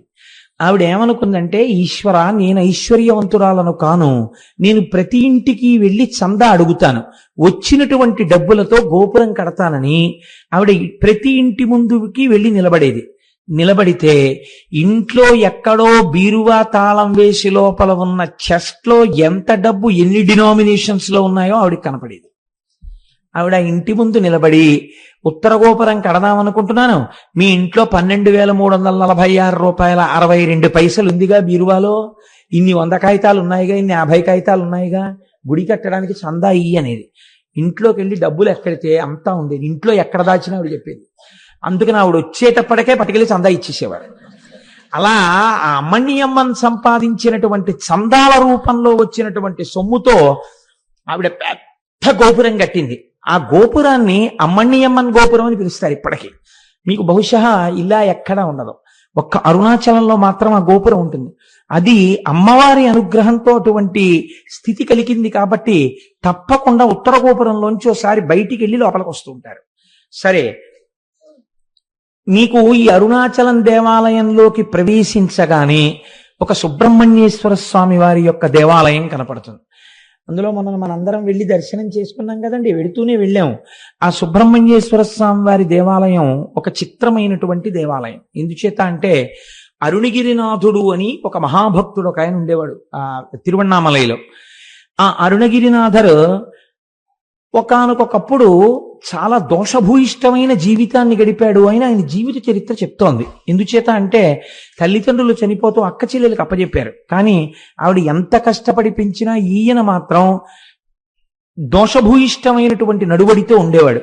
ఆవిడ ఒకసారి నిలదీస్తే తన చరిత్ర గురించి తనకే అసహ్యం వేసి చచ్చిపోతానని ఆయన వెళ్ళి అరుణాచలంలో ఉన్నటువంటి ఒక సుబ్రహ్మణ్యేశ్వర స్వామి వారి గోపురం ఎక్కి ఆ గోపురం నుంచి కిందకి దూకాడు. కిందకి దూకితే సుబ్రహ్మణ్యేశ్వర స్వామి వారు తన రెండు చేతులతో పట్టుకున్నారు. సుబ్రహ్మణ్యేశ్వర స్వామి వారి యొక్క స్పర్శ కలగడం చేత ఆయన మహాకవి అయిపోయాడు. అరుణగిరినాథర్ అన్న పేరుతో సుబ్రహ్మణ్యుడి మీద ఎన్నో తమిళానికి సంబంధించినటువంటి పత్రికల్ని రచించాడు. అలా రచిస్తే ఆ దేశపు రాజు ప్రౌఢదేవరాయలు అని ఉండేవారు. ఆయన చాలా సంతోషించి తన ఆస్థానంలో ఒక జైనుడు ప్రధానంగా ఉండేవాడు కవిగా. ఆయన్ని సంబంధం అనబడే ఆయన్ని తీసేసి ఈయన్ని ఆస్థాన కవిగా తీసుకున్నాడు. ఈయన పరమభక్తుడై రోజు సుబ్రహ్మణ్యేశ్వర స్వామి వారి దర్శనం చేసి అర్చన చేస్తుండేవాడు. ఈ రాజు ఒక రోజున కోరిక కోరాడు, నాకు సుబ్రహ్మణ్య దర్శనం చేయిస్తావా అని. ఈయన అన్నారు, అరుణగిరినాథర్ సుబ్రహ్మణ్య దర్శనం చేయిస్తాను, కానీ ఆయన తేజస్సుని చూస్తే నీ కళ్ళు మాడిపోతాయి, చూడలేవు అన్నారు. మాడిపోయినా పర్వాలేదు, ఒక్కసారి నాకు ఆయన్ని చూడాలనుంది అన్నాడు. అయితే రా చూపిస్తానన్నాడు. సుబ్రహ్మణ్యుడి దేవాలయంలోకి తీసుకెళ్లి ప్రార్థన చేశారు. ఒక స్తంభంలోంచి సుబ్రహ్మణ్యేశ్వర స్వామి వారి యొక్క మూర్తి దర్శనమైంది. ఇప్పటికీ సుబ్రహ్మణ్యేశ్వర స్వామి ఉత్సవాలన్నీ అక్కడ దీపం పెట్టే ప్రారంభిస్తారు. అమ్మవారికి గాజులు తొడిగే ఉత్సవం కూడా ఆ స్తంభం దగ్గరే చేస్తారు. ఆ స్తంభంలోంచి స్వామి కనపడగానే ప్రౌఢదేవరాయలు చూశాడు, కానీ రెండు కళ్ళు మాడిపోయాయి. అప్పుడు మళ్ళీ అరుణగిరినాథర్ ప్రార్థన చేశాడు సుబ్రహ్మణ్యుణ్ణి, రాజుకి కళ్ళిమ్మని. మళ్ళీ ప్రౌఢదేవరాయల వారికి కళ్ళొచ్చాయి. రాయలవారు ఈయన పట్ల ఎంతో ప్రేమ పెంచుకుని జీవితం గడుపుతున్నాడు. ఇది నచ్చలేదు సంబంధానికి. ఈయనకి పరకాయ ప్రవేశం అలవాటు ఉండేది అరుణగిరినాథర్కి. ఈయన ప్రతిరోజు వచ్చి రహస్యంగా ఒక మూల తన శరీరాన్ని వదిలిపెట్టి ఒక చిలుకలోకి ప్రవేశించి దూరంగా వెళ్లి పారిజాత పుష్పాలు తెచ్చి సుబ్రహ్మణ్యేశ్వర స్వామికి ఆరాధన చేసేవారు. సంబంధంకి ఈ విషయం తెలిసింది, శరీరాన్ని విడిచిపెట్టి చిలుకలోకి దూరి వెడుతుంటాడు అని. ఒక రోజున ఈయన చిలుకలోకి వెళ్ళగానే ఈయన శరీరాన్ని కాల్చేశాడు. కాల్చేస్తే ఇంకా ఆయన చిలుక రూపంలో ఉండిపోయాడు. ఇప్పటికీ కిలిగోపురం అని పిలుస్తారు. చిలక రూపంలో ఉంటారు ఆ కిలిగోపురం మీద ఉండి. ఇప్పటికీ ఆయన సుబ్రహ్మణ్యేశ్వర స్వామి వారి మీద పాటలు పాడతారు అని జగత్ప్రసిద్ధి. కాబట్టి అరుణాచలం ఒక గొప్ప సుబ్రహ్మణ్య క్షేత్రం. రమణ మహర్షి కూడా సుబ్రహ్మణ్యేశ్వర స్వామి వారి అవతారమే అని పెద్దలు భావన చేస్తారు. కాబట్టి మనం అటువంటి క్షేత్రాన్ని చూసి కుడివైపుకి వెడితే పాతాళలింగము అని ఒక లింగం ఉంటుంది. అక్కడ మెట్లు దిగి లోపలికి వెడితే, ఇప్పుడు రమణుల యొక్క సమయంలో ఆయన శిష్యురాలు ఒక ఆవిడ 1,00,000 రూపాయలు పెట్టి ఆలయాన్ని మళ్ళీ పునర్నిర్మాణం చేశారు. అక్కడ ఒక యోగి యొక్క సమాధి ఉన్నది. ఆ సమాధి మీదనే పాతాళలింగం ఉంటుంది. దాని వెనకాతల ఒకప్పుడు జనసంచారం ఉండేది కాదుట. అక్కడ కూర్చుని రమణ మహర్షి తపస్సు చేస్తుంటే ఆయన తొడల కింద తేళ్లు జెర్రిలు చేరి కొరికేస్తే నెత్తురు కారిపోయి అట్టలు కట్టేసింది. అప్పుడే శేషాద్రి స్వామి వారు, ఇందులో ఒక బ్రాహ్మణ స్వామి ఉన్నాడు, పైకి తీసుకురమ్మని తీసుకుని వస్తే వాహనశాల వెనకాతల కూర్చుని ఆయన మళ్ళీ తపస్సు చేశారు. తర్వాత ఆ క్షేత్రమునకు సంబంధించిన వృక్షం ఆలయానికి మీరు కొంచెం దక్షిణంగా వెడితే కనపడుతుంది, ఇప్ప చెట్టు. ఆ ఇప్ప చెట్టు కింద కూర్చుని కొన్నాళ్ళు తపస్సు చేశారు. కాబట్టి అటువంటి పరమపావనమైనటువంటి క్షేత్రము, అటువంటి పరమపావనమైన పాతాళ శివలింగం ఉన్నటువంటి గుడి. ఇది దాటగానే మీకు ఒక పెద్ద నంది కనపడుతుంది. అది మొదటి నంది అంటారు. ఆ నందిని చూసే మనం అందరం మొదటే పరవశించిపోయింది. ఆ మొదటి నందిని దాటి మీరు ప్రాకారంలోకి వెళ్ళినట్టయితే ఎదురుకుండా అరుణాచలేశ్వరుడు యొక్క దేవాలయం కనపడుతుంది. 3వ ప్రాకారం దాటగానే అరుణాచలేశ్వరుడు యొక్క శివలింగము చాలా పెద్ద శివలింగముగానే ఉంటుంది. చిత్రం ఏమిటంటే, రమణులకు చాలా భక్తులైనటువంటి వారు కొంతమంది అరుణాచలేశ్వర దర్శనం చేసుకోవడానికి గుళ్ళోకి వెళ్ళినప్పుడు శివలింగము యొక్క స్థానములో గొంతుకు కూర్చున్నటువంటి రమణుల యొక్క దర్శనమైంది చాలా మందికి. ఆయనకి అభేదమైనటువంటి స్థితిని చేరుకున్నారు. కాబట్టి అటువంటి అరుణగిరీశ్వరుడు, అయ్యవారికి ఇటువే పక్కన అపీత కుచాంబ అన్న పేరుతో పార్వతీదేవి ఉంటుంది. సుబ్రహ్మణ్యేశ్వర స్వామి వారికి పాలివ్వడం కూడా మానేసి ఒకానొకనాడు కైలాస పర్వతం మీద కూర్చున్నటువంటి పరమశివుడి యొక్క కన్నులు వెనక నుంచొచ్చి పరిహాసానికి మూసిన కారణం చేత లోకమంతా చీకటి అలుముకుంటే, ఎడరా రాక్షస సంహారం అవన్నీ వస్తాయి, అప్పుడు దాన్ని వివరాలు పూర్తిగా విందురుగాని, లోకమంతా చీకటి అలుముకుంటే తద్దోష పరిహారార్థమని అమ్మవారు తపస్సు చేసి పచ్చయ్యమ్మన్న పేరుతో ఆ అరుణగిరి యందు వెలసి ఈశాన్యలింగానికి వెళ్ళేటప్పుడు బస్ స్టాండ్కి వచ్చే రెండో వైపు రోడ్లోకి వస్తున్నప్పుడు పచ్చయ్యమ్మన్ గుడి కనబడుతుంది. అక్కడ ఆ అమ్మవారు లక్ష్మీదేవితో, సరస్వతీదేవితో, ఇంద్రాణితో, ఇతరులతో కలిసి ప్రదక్షిణం చేస్తున్నప్పుడు పశ్చిమ దిక్కుకి వచ్చేసరికి పరమశివుడు తన వామార్ధ భాగములోనికి అమ్మవారిని సుబ్రహ్మణ్యుడికి పాలివ్వడం కూడా మాని నా కోసమని వచ్చిన దానివి కాబట్టి నిన్ను అపిత కుచాంబ అని పిలుస్తున్నాను అని ఆ పేరుతో అమ్మవారిని తన శరీరార్థ భాగమునందు స్వీకరించాడు. కాబట్టి అమ్మవారు ఆ పేరుతో అర్చన చేయబడుతుంటుంది. అక్కడ చిత్రం ఏమిటో తెలుసా అండి? కావ్యకంఠ గణపతి ముని ఉమాసహస్రం చెయ్యాలనుకున్నారు. ఉమాసహస్ర రచనకి ముందు ఆయన మొట్టమొదట అరుణాచల ప్రవేశం జరగగానే ఆయనతో వచ్చినటువంటి తమ్ముడు ఒకడున్నాడు. వాడు అన్నయ్యని పట్టుకుని పీక్కు తినేశాడు. ఒరే అన్నయ్య ఆకలేసేస్తోంది, అన్నయ్య ఆకలేసేస్తోంది అని ఆ రోజు ఏకాదశి తిథి. ఆయన అమ్మవారి గుడికి వెళ్ళారు. కావ్యకంఠ గణపతి ముని అపీత కుచాంబ అమ్మవారి మూర్తి ముందు నిలబడగానే అమ్మవారికి అలంకారం చేయబడినటువంటి పూలన్నీ జల జల జల జల కిందకి రాలిపోయాయి. అమ్మవారి అనుగ్రహం ఏదో నాకు కలిగింది, ఇక్కడే నేను ఏదో మహత్తరమైనటువంటి విషయం నా చేత అమ్మ చేయించబోతోంది అని గణపతి ముని అనుకున్నారు. అప్పటికి వారికి తెలియదు ఏం చెయ్యబోతున్నారు. ఆ తరువాతనే వారు అరుణాచలం గుడిని దర్శనం చేసుకుని బయటికి వెడితే చీకటి పడిపోయింది. అప్పుడు గణపతి నవరాత్రులు జరుగుతున్నాయి, ఏకాదశి తిథి. ఆయన బ్రాహ్మణ వీధిలోకి వెళ్ళి, అమ్మా తమ్ముడు ఆకలితో ఉన్నాడు, ఏ ఇంటిలోనైనా ఇంత అన్నం పెట్టండి అమ్మా ఆకలిస్తోందని అడిగితే ఏ ఇంటిలోనూ అన్నం లేదు. ఆఖరికి పోని సద్దన్నం ఉన్నా పెట్టండి అమ్మా అని అడిగారు. ఆయన సద్దన్నం కూడా లేదు అన్నారు. ఇదేమిటి ఇలా తయారైంది అనుకుంటూ ఆయన బాధతో నడుస్తున్నారు, ఏదో శ్లోకం పైకి చదువుకుంటూ. అరుగు మీద పడుకున్నటువంటి ఒక వృద్ధ బ్రాహ్మణుడు లేచి, ఆగు, మా ఆవిడికి ఒక విచిత్రమైన అలవాటు ఉంది. అందరూ ఏకాదశి నాడు ఉపవాసం చేసి ద్వాదశి నాడు పారణ చేస్తే మా ఆవిడ ఏకాదశి నాడు రాత్రి బ్రాహ్మణులకు భోజనం పెట్టుకుని తింటుంది. కాబట్టి బ్రాహ్మణులు దొరక్క చూస్తున్నాను, రా మా ఆవిడ నీకు భోజనం పెడుతుందని లోపలికి తీసుకెళ్లారు. తీసుకెడితే వారు తడిబట్ట కట్టుకుని బట్ట పిండుకుని తడిబట్ట కట్టుకుని మడిబట్ట కోసం లోపలికి వచ్చేటప్పటికి ముగ్గులు వేసి తులసి చెట్టు దగ్గర దీపాలు వెలిగించి ఒక తల్లి మెరిసిపోతూ విజయవాడ కనకదుర్గమ్మలా ఇంత బొట్టు పెట్టుకుని ఎర్రటి చేతులతో షడ్రశోపేతమైన భోజనం పెడితే ఏకాదశని కూడా చూడకుండా ఆ తల్లి యొక్క ఆ వ్రతానికి నేను ఉపయోగపడ్డాను అంతే చాలని మహానుభావుడు కావ్యకంఠ గణపతి ముని తమ్ముడు కడుపు నిండా తిన్న తర్వాత ఆవిడ ఇద్దరికీ తాంబూలం ఇచ్చి, ఇంత రాత్రి ఎక్కడికి పోతారో అరుగు మీద పడుకోండి అంది. ఇద్దరు అరుగు మీద పడుకొని నిద్రపోతే సుష్టుగా భోజనం చేశారేమో, గాఢ నిద్ర పట్టింది. మరునాడు తెల్లవారిపోతుండగా తెలివచ్చింది. ఇద్దరూ నిద్ర లేచి ఇద్దరికీ ఒక్కసారి జ్ఞాపకం వచ్చింది, రాత్రి మహాతల్లి అన్నం పెట్టిందని. ఒక్కసారి ఆ అమ్మకి నమస్కారం చేసుకుని వెడదామని చూశారు. వాళ్ళిద్దరూ పడుకున్నది ఒక వినాయకుడి గుడి అరుగు మీద ఉన్నారు. ఇదేమిటి వినాయకుడి గుడి అరుగు మీద ఉన్నామేమిటి? మనం రాత్రి అన్నం తిన్నాం కదా, మనకి పెట్టినట్టు గుర్తు తాంబూలాలు కూడా పక్కన ఉన్నాయి కదా, వినాయకుడి గుడి మీద ఉన్న గుడి అరుగుల మీద ఉన్నామేమిటని ఇద్దరు తెల్లబోయారు. అమ్మవారు అనుగ్రహించింది. చిత్రం ఏమిటో తెలుసా అండి? అరుణాచలేశ్వరుడు కావ్యకంఠ గణపతి ముని కన్నీటితో కవిత్వం రాయించాలనుకున్నాడు. మామూలుగా కూర్చుని కవనం అంటే రాసేస్తాడు. అసలు కావ్యకంఠ గణపతి ముని యందు విపరీతమైన ఆర్తి పుట్టించి కని విని ఎరుగని కవిత్వాన్ని సృష్టించాలనుకున్నాడు. తినడానికి తిండి దొరకలేదు ఇంత గొప్ప బ్రాహ్మణుడికి. కావ్యకంఠ గణపతి ముని అంటే ఎటువంటి వారో తెలుసా అండి? ఆయన ఒక వేద పాఠశాలలో పనిచేస్తుంటే 10 రోజులలో తమిళం నేర్చుకుని తమిళం మాట్లాడితే మీకు ఉద్యోగం ఇస్తామన్నారు. ఆయన అన్నారు 15 రోజులు టైం ఇచ్చారు. 15 రోజులు అక్కర్లేదు, 10 రోజులలో తమిళంలో మాట్లాడతాను, తమిళంలో రాస్తాను, తమిళంలో చెప్తాను అన్నారు.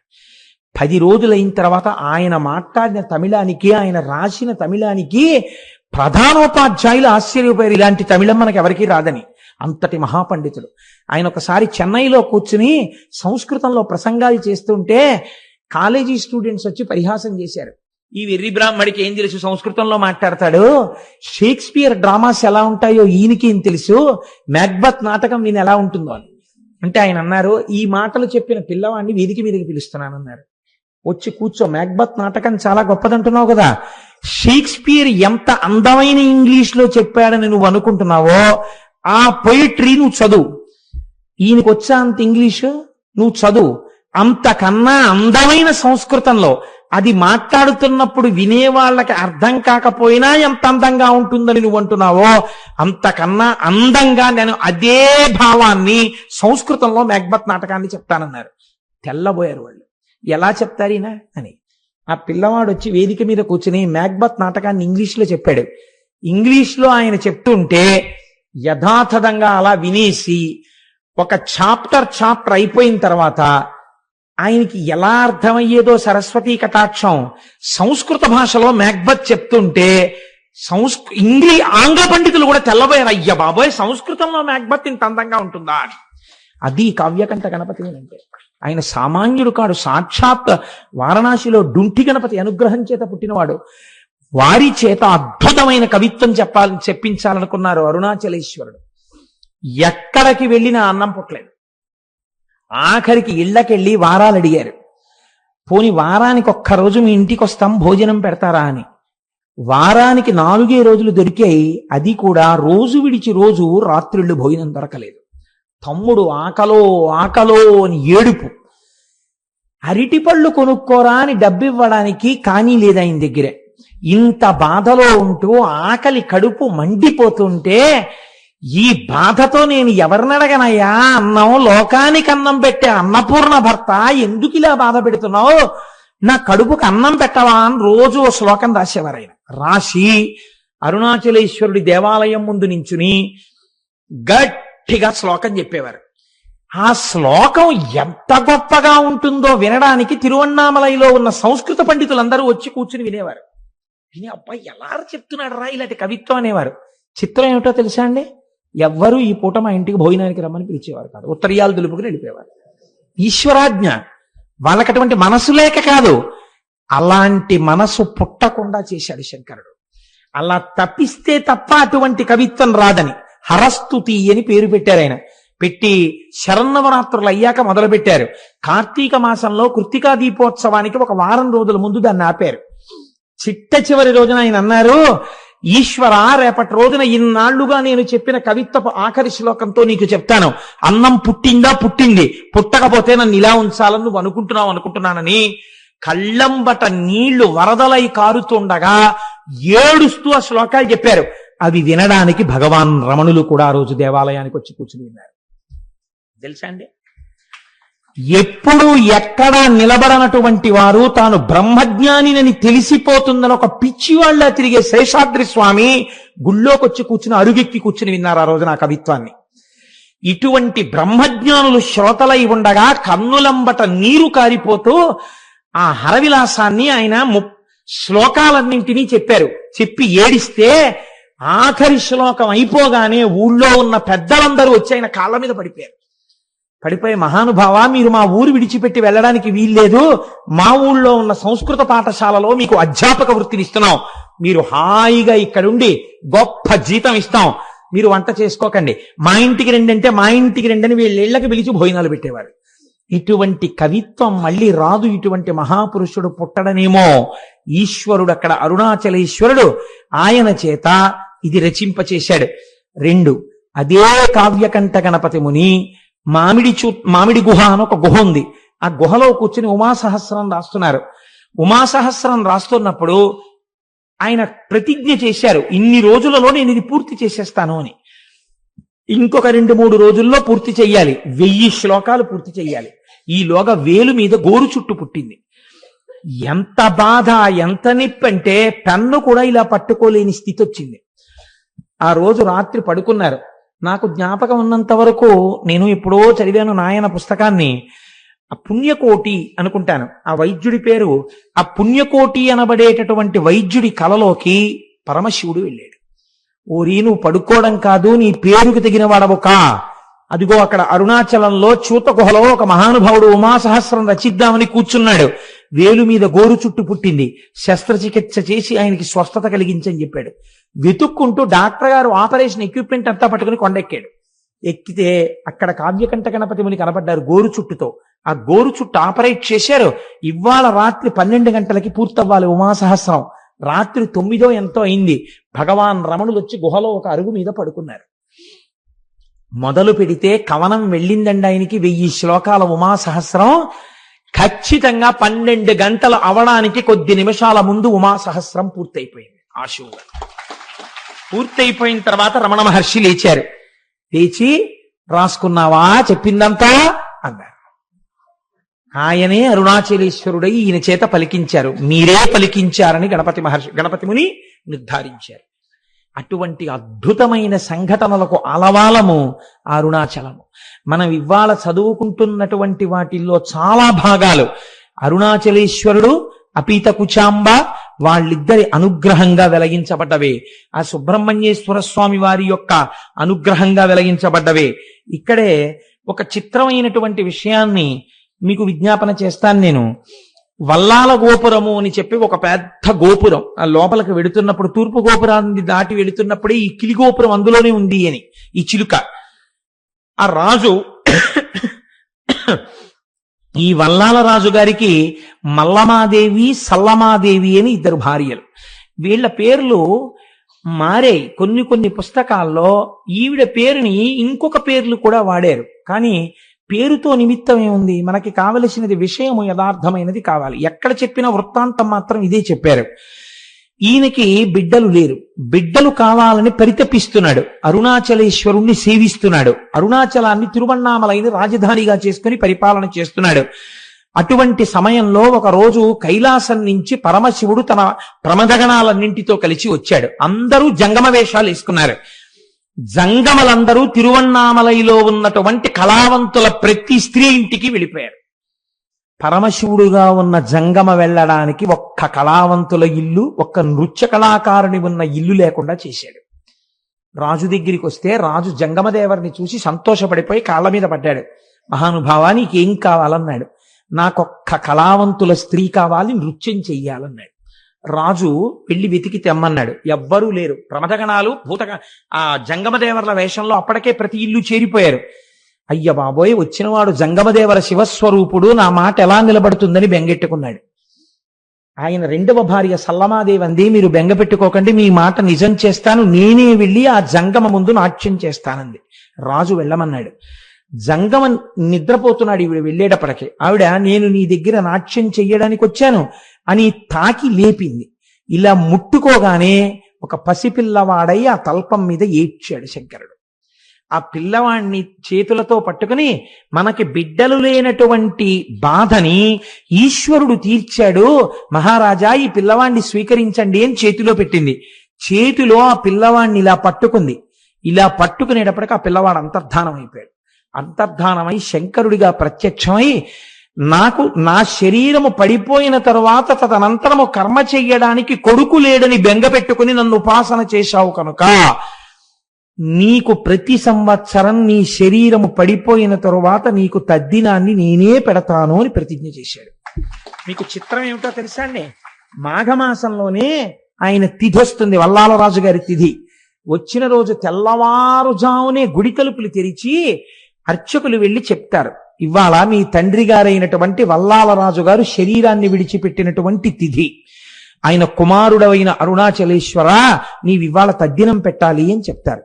చెప్పి స్వామివారు అమ్మవారు పల్లకి ఎక్కి తద్దినం పెట్టడం కోసమని పల్లికొండ పట్టు అనబడేటటువంటి ఆయన శరీరం అంత్యేష్టి జరిగినటువంటి ప్రదేశానికి పల్లకి వెడుతుంది. వెళ్ళి పీటల మీద అరుణాచలేశ్వరుడు, అపీత కుచాంబ కూర్చుని తద్దిన కార్యాన్నంతటినీ వీళ్లే పెడతారు. వీళ్లే పెట్టి స్నానం చేసి మళ్ళీ గుళ్ళోకి ప్రవేశించొచ్చి కూర్చుంటాడు. ఇప్పటికిట 600 సంవత్సరాలైందిట. 600 సంవత్సరాలుగా వల్లాల మహారాజు గారికి తద్దినం అరుణాచలేశ్వరుడే పెడుతున్నాడు. ఎంతటి కారుణ్యమూర్తో చూడండి. ఎక్కడైనా విన్నామా మనం ఇటువంటి సంఘటన? ఇది అరుణాచలం అంటే. అరుణాచలం వెళ్ళి అడగని వాడిది పాపం తప్ప, అరుణాచలం వెళ్ళినటువంటి వాడికి, అరుణాచలం వెళ్ళి ప్రార్థించిన వాడికి సాధారణంగా కోరిక తీరకపోవడం అన్నది ఉండదు. అంత పరమపావనమైనటువంటి క్షేత్రము ఆ క్షేత్రము, అరుణాచల క్షేత్రము. ఇక్కడే కార్తీక పూర్ణమి నాడు, మహాశివరాత్రి నాడు శివలింగము వెలిసిన ప్రాంతం అదే. ఇక్కడండి చాలా మంది సిద్ధ పురుషులు ఈ కొండల్లో తపస్సు చేస్తూ ఉంటారు. వాళ్ళు ఒక్కొక్కసారి రాత్రి వేళ కొండ దిగుతారు అన్నారు. నేను లోపల అనుకున్నాను, నిజంగా అలా సిద్ధ పురుషులు వస్తూ ఉంటారా అనుకున్నాను. ఒక ఆయన అప్పుడే అంత డొంకల్లోంచి వస్తున్నారు. వస్తుంటే ఈయన గభాలను ఆపి వస్తున్నారా అని ఆయనతో ఏదో మాట్లాడారు. నేను తెల్లబోయిన సన్నివేశం మీకు చెప్తున్నాను. గోళ్ళు ఇలా తిరిగిపోయి ఉన్నాయి. అంటే ఎన్నేళ్ల నుంచి జరుగుతోందో ఆ తపస్సు అయింది. ఆయన బహుశా మాకు దర్శనం ఇవ్వడానికే కిందకొచ్చి ఉండి ఉండవచ్చు. మీకు నేను ఒక పరమ సత్యాన్ని ఇవాళ చెప్తున్నాను, మీరు నన్ను నమ్మండి, నేను అబద్ధం చెప్పట్లేదు. ఆయన నన్ను అడిగారు, పక్కకి తీసుకెళ్లి గిరి ప్రదక్షిణం చేస్తుంటే మీకు రమణులు అంటే ఎందుకు ఇంత ఇష్టం అని అడిగారు. అడిగితే ఏదో పుస్తకాల్లో చదువుకున్న 4 మాటలు తప్ప నాకేం తెలుసు కనుక, ఆ రమణులు అంతటి వారండి, రమణులు ఇంతటి వారండి, నేను చదువుకున్నవేవో చెప్పారు. ఆయన అన్నారు, మీరు చెప్పినట్టు రమణుడు గొప్పవాడు కాడు. రమణుడు దొంగ, రమణుడు స్వార్థపరుడు. లేకపోతే రమణుడి కోసం కొన్ని వేల మంది వచ్చారు అరుణాచలం. ఎవరికిచ్చాడు మోక్షం? వాళ్ళ అమ్మగారికి ఇచ్చాడు. వాళ్ళ అమ్మగారికి మోక్షం ఇవ్వడం గొప్ప, స్వార్థం కాదా అంటే నేనన్నాను, లేదండి ఆయనతో పాటే ఉన్న ఇంకొక ఆయనకు కూడా ఇవ్వబోయారు, ఆయన జీవుడేమో జారిపోయాడు, ఇవ్వలేకపోయారు అన్నాను. అంటే ఆయన అన్నారు, అది కాదు, రమణులు వాళ్ళ తల్లి గారికి మోక్షం ఇవ్వడాన్ని మీరు సమర్థించడానికి మీకేమన్నా ఆధారం ఉందా అన్నారు నా దగ్గర. ఏమిట్రా ఇంత భక్తితో మనం వస్తే ఈయన ఇంత గడ్డు ప్రశ్న వేశాడు, ఈ కోణంలో నేను అసలు ఎప్పుడూ ఆలోచన చేయలేదు, ఏంటి ఇలా అడిగారు చిత్రంగాను అని నేను చాలా ప్రయత్నం చేద్దాం అనుకున్నాను. కానీ నాకే నచ్చలేదు ఎలా సమర్థించాలో. అలా కాసేపు నడిచాం, ఒక 10 నిమిషాలు మౌనంగా. ఆయన అన్నారు, చూశారా మీకు దొరకలేదు కారణం, అమ్మకి ఎందుకు మోక్షం ఇచ్చారో మీకు తెలియలేదే అన్నారు. అంటే ఏవో మీరు చెప్తున్న కోణంలో మాత్రం నాకు తగిన సమాధానం దొరకట్లేదు అన్నాను. అంటూ నేను అన్నాను అలా ఆయనతో వెడుతూ, ఒకానొకప్పుడు 1950లో ఆయన శరీరం విడిచిపెట్టక ముందు ఇలా తిరుగుతున్నప్పుడు ఆయనతో పాటు వెళ్ళిన వాళ్ళు ధన్యులు. వాళ్ళు ఎంత గొప్పగా ఆయనతో పాటు కలిసి వెళ్ళుంటారో, ఆయన కొండ దిగుతున్నప్పుడు చూస్తూ ఉండుంటారో అన్నాను. అలా నీకు చూడాలనుందా అన్నారు ఆయన. ఇది రెండో ప్రశ్న. అంటే నాకు ఈ ప్రశ్నకి కించిత కోపం వచ్చింది. నేను అన్నాను, అలా చూడాలంటే జరుగుతుందా అండి, ఇప్పుడు కనపడతారా రమణులు, ఆ ప్రశ్న ఏమిటి అన్నాను. ఆయన నవ్వారు. అంతే, మా మధ్య అంతే సంభాషణ జరిగింది. మేము వెళ్ళిపోయి మర్నాడు నేను వచ్చేస్తున్నాను రమణాశ్రమం నుంచి, బయలుదేరిపోతున్నాను, చెన్నై వెళ్ళిపోవాలి, బస్సులు ఎక్కే హడావిడిలో ఉన్నాం. ఆయన మళ్ళీ ఠంగును కనపడ్డారు. కనపడి ఓ చేతి సంచి ఒకటి ఇస్తూ ఉంటారు రమణాశ్రమంలో పుస్తకాలు కొనుక్కున్నప్పుడు. ఆయన ప్రత్యేకం ఓ పుస్తకం, ఒక క్యాసెట్ తెచ్చి, ఇవి నేను మీకు బహూకరిస్తున్నాను కోటేశ్వరారు అని ఇచ్చారు. ఎంత ప్రేమమూర్తో. నేను ఆ తర్వాత వారిని చూడలేదు, రమణాశ్రమానికి వెళ్ళిన ఆయన పేరు అవి ఇచ్చారు కూడా, కానీ మాకు కనపడలేదు. ఆ తర్వాత ఇన్ని మార్లు వెళ్ళాను, నాకు వారు కనపడలేదు. నేను ఇంటికి వచ్చి యథాలాపంగా పెట్లోంచి పుస్తకాలన్నీ కొనుక్కున్నవి తీసి అక్కడ పెట్టేసి వెళ్ళిపోబోతూ ఇలా గాలికి ఎగురుతూ ఉంటే ఒక పేజీ, ఆ పేజీ మీద చెయ్యేసి ఇలా చూశాను. రమణులు తల్లికే మోక్షం ఎందుకు ఇయ్యవలెను అని ఉంది దాని మీద. నేను తెల్లబోయి, ఇదే కదా మన నేను అడిగారు అని చెప్పి నేను అది చదివాను.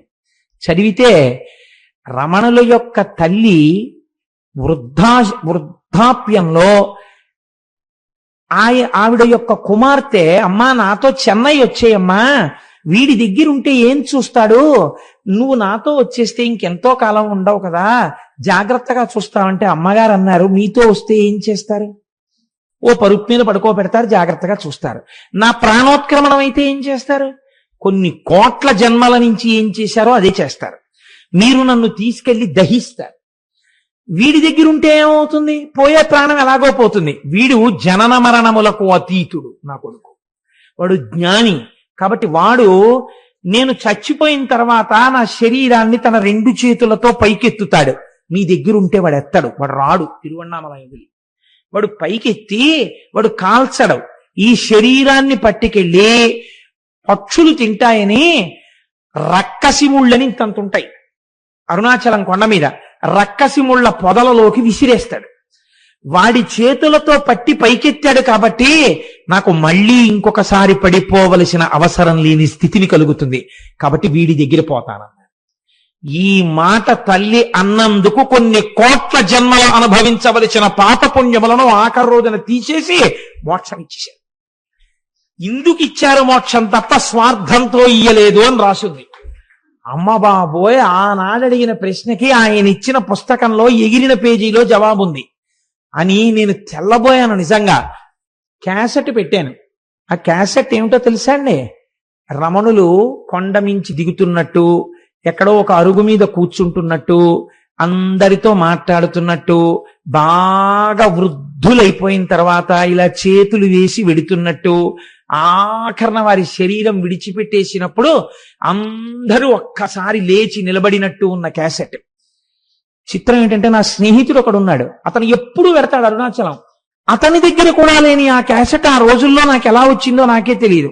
నేను ఆ రోజుల్లో ఆ క్యాసెట్ ని, అది నా దగ్గర లేదు అని అతను నాకు చెప్తే నేను తెల్లబోయి, ఇది నాకు బహుశः భగవానులే అనుగ్రహించుంటారు, ఇది స్వార్థంతో నేను ఒక్కడిని అనుభవించకూడదని మా ఇంట్లో కలర్ టీవీ పెట్టి రమణుల జన్మదినోత్సవం నాడు ఎందరినో పిలిచి బ్యాచ్లుగా చూపిస్తే ఒక మహాతల్లి నాకు సలహా ఇచ్చారు, ఇలా మీ ఇంట్లో ఎన్ని బ్యాచ్లకి పెడతారండి, చిన్న అపార్ట్మెంట్ లో శివాలయానికి తీసుకొచ్చి క్యాసెట్ వేయండి అన్నారు.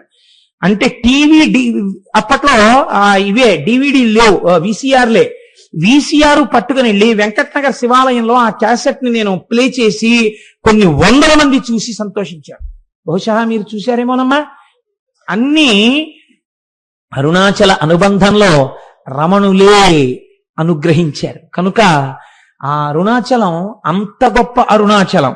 కాబట్టి చూడండి, నేను మీకు ఎందుకు విజ్ఞాపన చేశాను అంటే, ఆ కొండ సామాన్యమైన కొండ కాదు. శివుడు అక్కడ స్థూల రూపంలో ఉన్నాడు, కొండగా ఉన్నాడు. అరుణాచలేశ్వరుడి దేవాలయమునందు శివలింగముగా ఉన్నాడు.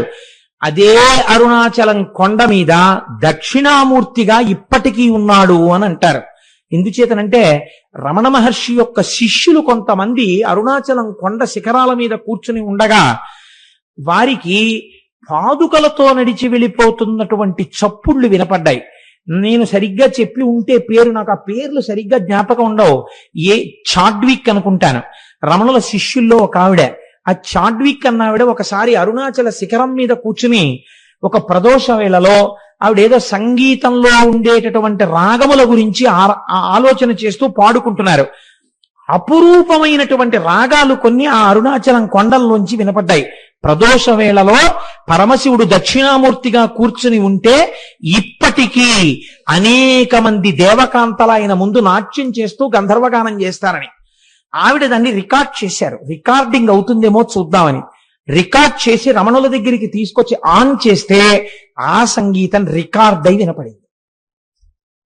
అరుణాచలం అంత పరమపావనమైన క్షేత్రం. ఇప్పటికీ దక్షిణామూర్తిగా పరమశివుడు దాని యందు కూర్చుని ఉన్నాడు అని పెద్దలు విశ్వసిస్తారు. అటువంటి అరుణాచలంలో ఒక మహానుభావుడు, కాళ్ళు ఉండేవి కావాయనికి, ఆయన అరుణగిరికి ప్రదక్షిణం చేద్దామని కేవలం పిరుదుల మీద డేకుతూ వెడుతున్నాడు. వెడుతుంటే చచ్చు పడిపోయినటువంటి కాళ్ళు తిరిగి సత్తువని పొంది ఆయనకి కాళ్ళు వచ్చాయి. అరుణాచల ప్రదక్షిణం, అరుణగిరి ప్రదక్షిణం అంత గొప్పది. అలాగే ఒకానొకప్పుడు ఒక సంపన్నురాలు తిరువణ్ణామలై రైల్వే స్టేషన్లో దిగి ఒక పెళ్లికి వెళ్ళడం కోసమని తిరువణ్ణామలై వచ్చి ఒక జట్కా మాట్లాడుకుని వెడుతూ ఉంటే ఆ జట్కా వాడు ఆ కొండలలోకి అరణ్యంలోకి తీసుకుపోతున్నాడు. ఆవిడ, ఇదేమిటి ఇలా తీసుకెడుతున్నావు అంటే, నోరు విప్పితే చంపేస్తానన్నాడు. భగవానుడు ఇక్కడే కొండ రూపంలో ఉన్నాడు, నన్ను రక్షిస్తాడని ఆవిడ జట్కాలో కూర్చుని అరుణాచల శివ, అరుణాచల శివ, అరుణాచల శివ అని 3 మాటలు అన్నారు. అనేసరికి పెద్ద పెద్ద టార్చ్ లైట్లు వేసుకుని ఒక పోలీస్ టీం ఒకటి అక్కడికి వచ్చింది. వచ్చి వెంటనే ఈ దొంగని పట్టుకుని దేహశుద్ధి చేసి ఆవిడ్ని కారు ఎక్కించుకుని పెళ్లి జరగవలసిన కళ్యాణ మంటపం దగ్గరికి తీసుకెళ్లి ఆవిడ్ని విడిచిపెట్టారు. ఆవిడ మహాసంపన్నురాలు, చదువుకున్నది. నన్ను ఇంత రక్షించారు కనుక మీ నెంబర్స్ ఇవ్వండి, మీ బ్యాడ్జ్ నెంబర్స్, రేపు మీ పోలీస్ స్టేషన్ లో నేను కొంత అమౌంట్ ఇచ్చి మీకు క్యాష్ అవార్డు ఇమ్మని వచ్చి నేను మీకు బహూకరిస్తానని చెప్పి ఆవిడ నెంబర్స్ తీసుకున్నారు. తీసుకున్న రాత్రి పెళ్లికి అటెండ్ అయి మర్నాడు తన బంధువులతో కలిసి పోలీస్ స్టేషన్కి వెళ్ళి, నిన్న రాత్రి నన్ను కొంతమంది పోలీసులు రక్షించారు, వాళ్ళ నెంబర్లు ఇవి, వాళ్ళకి క్యాష్ అవార్డు ఇవ్వండి అని చెప్పి ఆవిడ ఇస్తే, తమిళనాడు పోలీసు సర్వీస్ లో ఈ నెంబర్లు ఉన్న పోలీసులు లేరమ్మా, ఈ నెంబర్లు లేవని చెప్పారు. పరమశివుడే ఆ రూపంతో వచ్చి ఆవిడ్ని రక్షించాడు ఆ రోజున. అలాగే ఎంతమందికో మహానుభావుడు ఒకానొక సమయంలో ఒక ఆంగ్లేయుడు, ఆయన బూటు లేకపోతే అడుగు తీసి అడుగు వెయ్యలేడు. అటువంటి వాడు బూట్లతో ప్రదక్షిణం చేద్దామని వెడుతుంటే బూటు చిరిగిపోయింది. కటిక చీకటి, బూటు కుట్టేవాడు లేడు. కుట్టేవాడు లేక నేను ఎలా రక్షింపబడతానని భగవాన్ రమణులు చెప్తుంటారు. అరుణాచల ఈశ్వరుడే కాపాడుతుంటాడని అరుణాచల శివ, అరుణాచల శివ, అరుణాచల శివ అంటూ నించున్నారు. ఎక్కడి నుంచి వచ్చాడో అంతలో చెప్పులు కుట్టేవాడు వచ్చి, అయ్యా మీ బూటు కుట్టనా అండి అని కుట్టేసి ఆయన అలా ఉండిపోయాడు. అంతే, ఆ అరణ్యంలోంచి అరుణాచలంలోకి వెళ్ళిపోయాడు. ఆయన బూట్లు కుట్టి వెళ్ళాడు, ఆ బూట్లతో ఆయన గిరి ప్రదక్షిణం చేశాడు. ఇలా ఎంతమందో ఎన్ని రకాలుగానో ఆ అరుణాచల గిరి ప్రదక్షిణంలో అనుభూతులను పొందారు. నేనైతే మీకు ఒకటి మనవి చేస్తాను. ఇప్పటికీ అరుణాచలంలో మనకు ఒక ఆశ్చర్యమైన సంఘటన కనపడుతుంది. మీకు ఏ దేవాలయంలో ఎవ్వరూ కూడా 5 పైసలు వెయ్యండి అని అడగారు. నాకు ఇప్పటికీ చాలా ఆశ్చర్యంగా ఉంటుంది. 150 మంది వెళ్ళామనుకోండి, సాధారణంగా వాళ్ళు ఏమనుకుంటారు, 150 మంది వచ్చారు మీ గోత్రనామాలు చెప్పండి అనాలి. వాళ్ళు అనరు. వాళ్ళు మీరు పళ్ళెల్లో ఏం వేస్తారని అడగరు. వాళ్ళందరికీ చేతిలో చిటికిడి చిటికిడి చిటికిడి చిటికిడి విభూతి పెట్టేస్తారు. నమస్కారం పెట్టుకుని వెళ్ళిపోతుంటే, ఇదేంటి వీళ్ళు అసాధ్యం కూడా, ఇంతమంది వచ్చారో రూపాయి లేదని వాళ్ళు అనరు. అర్ధరాత్రి 1 గంటకి 2 గంటలకి ఒకే ఒక విదేశీ వనిత వర్షం పడుతుంటే అరుణాచలానికి గిరి ప్రదక్షిణం చేస్తూ వెళ్ళిపోతూ ఉంటుంది. ఎవరండి? హిందూ మతస్థులు కారు, విదేశాల నుంచి వచ్చినటువంటి ఎందరో వనితలు, నిండు యవ్వనంలో ఉన్న వాళ్ళు వర్షధారలలో తడిసిపోయిన బట్టలతో ఒక్కరే గిరి ప్రదక్షిణం చేస్తుంటారు. వాళ్ళని చెనకిన వారు కానీ, వాళ్ళ వెనక పడ్డవారు కానీ, వాళ్ళతో పరిహాసమాడిన వాళ్ళు కానీ మీకు గిరి ప్రదక్షిణంలో కనపడరు. నేను ఒకసారి చూసి తెల్లబోయాను. మీకు ఒక విచిత్రమైన విషయం చెప్పనండి. ఆ పిల్లవాడి తల్లిదండ్రులు కానీ వాళ్ళెవరూ నాకు ఇప్పుడు జ్ఞాపకంలో లేరు. నాకు ఒక 2 సంవత్సరాల క్రితం ఆ కుటుంబం వాళ్ళు నా దగ్గరికి తరచూ వస్తుండేవారు. నేను ఉపన్యాసాలు కాకినాడలో చెప్తుంటుంటే ఇంజనీరింగ్ చదువుకుంటున్న పిల్లవాడు అతను, అప్పుడు 2nd ఇయర్ చదువుతుండేవాడు. నేను తరచూ చంద్రశేఖర పరమాచార్య స్వామి వారి గురించి చెప్తుంటే అతను నా దగ్గరికి వచ్చి అడిగాడు, నేను మీ ఉపన్యాసాలు విని కించిత్ ప్రేరణ పొందానండి, నేను మీకు చంద్రశేఖర పరమాచార్య స్వామి వారిని గీసి ఇవ్వాలనుకుంటున్నాను, ఎటువంటి చంద్రశేఖరులు మీకు కావాలని అడిగాడు. నేను ఆ పిల్లవాడు అడిగినటువంటి ప్రశ్న విధానానికి ఆశ్చర్యపోయాను. అంటే నేను ఎలాంటి చంద్రశేఖర పరమాచార్య స్వామి వారిని కోరితే అలాంటి పరమాచార్యుల వారిని గీయగలవా అన్నాను. గీస్తాను అన్నాడు. నేను తెల్లబోయాను. పరమాచార్యుల వారి ఆచమనం చేసే విధానం చాలా ఆశ్చర్యంగా ఉంటుంది. 2 మోకాళ్ళు ఇలా పెట్టి 2 మోచేతులు మోకాళ్ళ మధ్యలో పెట్టి కమండలం కింద పెట్టి ఆచమనం చేస్తారు. ఏది అలాంటి బొమ్మ గీయన్నాను. మీరు నమ్ముతారా? అతను ఒక వైట్ కార్డు బోర్డు మీద పెన్సిల్తో చక్ చక్ చక్ చక్ చక్ చక్ గీసాడు. అది గీసేసి నాకు బహూకరించాడు, పేరు రాసి. నేను తెల్లబోయి అది ఫోటో కట్టించుకుని ఇంట్లో పెట్టుకుంటే ఇప్పుడు సుబ్రహ్మణ్యోత్సవాలకి రాబోతున్నటువంటి స్వరూపానందేంద్ర సరస్వతి స్వామి వారు భిక్షకి మా ఇంటికి వచ్చారు. ఆయన వస్తూనే తిన్నగా ఫోటో దగ్గరికి వెళ్ళి ఎక్కడిది నీకని అడిగారు. అడిగితే నాకు ఒక ఇంజనీరింగ్ స్టూడెంట్ గీశాడండి అన్నాను. నువ్వు ఏం అనుకోకపోతే ఇది నాకు ఇచ్చేయగలవా అని అడిగారు. తప్పకుండా తీసుకోండి స్వామి అన్నాను. ఆయన వెంటనే తీసుకుని కళ్ళకద్దుకుని తన పరివారానికి ఇచ్చి ఇది మన పీఠానికి చేర్చండి అని ఇచ్చారు. ఆ పిల్లవాడు అరుణాచలం వెళ్ళి నాకు ఫోన్ చేశాడు, నేను అరుణాచలం వచ్చానండి గిరి ప్రదక్షిణం చేయడానికి కోటేశ్వరారు, ప్రారంభం చేస్తున్నానండి అని. ఆ తర్వాత ఒక 4 రోజులు పోయిన తర్వాత నా దగ్గరికి ప్రసాదం పట్టుకుని వచ్చాడు. అతను ఎప్పుడు వెళ్ళాడు గిరి ప్రదక్షిణానికి? మంచి రోహిణీ కార్తెలో వెళ్ళాడు. వెళ్ళి తెలియక చిన్నపిల్లవాడు కదా, విని విని విని విని ఉన్నాడు. ఆ భక్తి పెంచేసుకున్నాడు. ఉదయం 8 గంటలకు బయలుదేరాడు. ఆది అన్నామలై దేవాలయం దగ్గరికి వెళ్ళేటప్పటికి 11 అయింది. అరికాళ్ళన్నీ బొబ్బలెక్కిపోయాయి. ఇంకా కాలు ఇలా పడలేదు.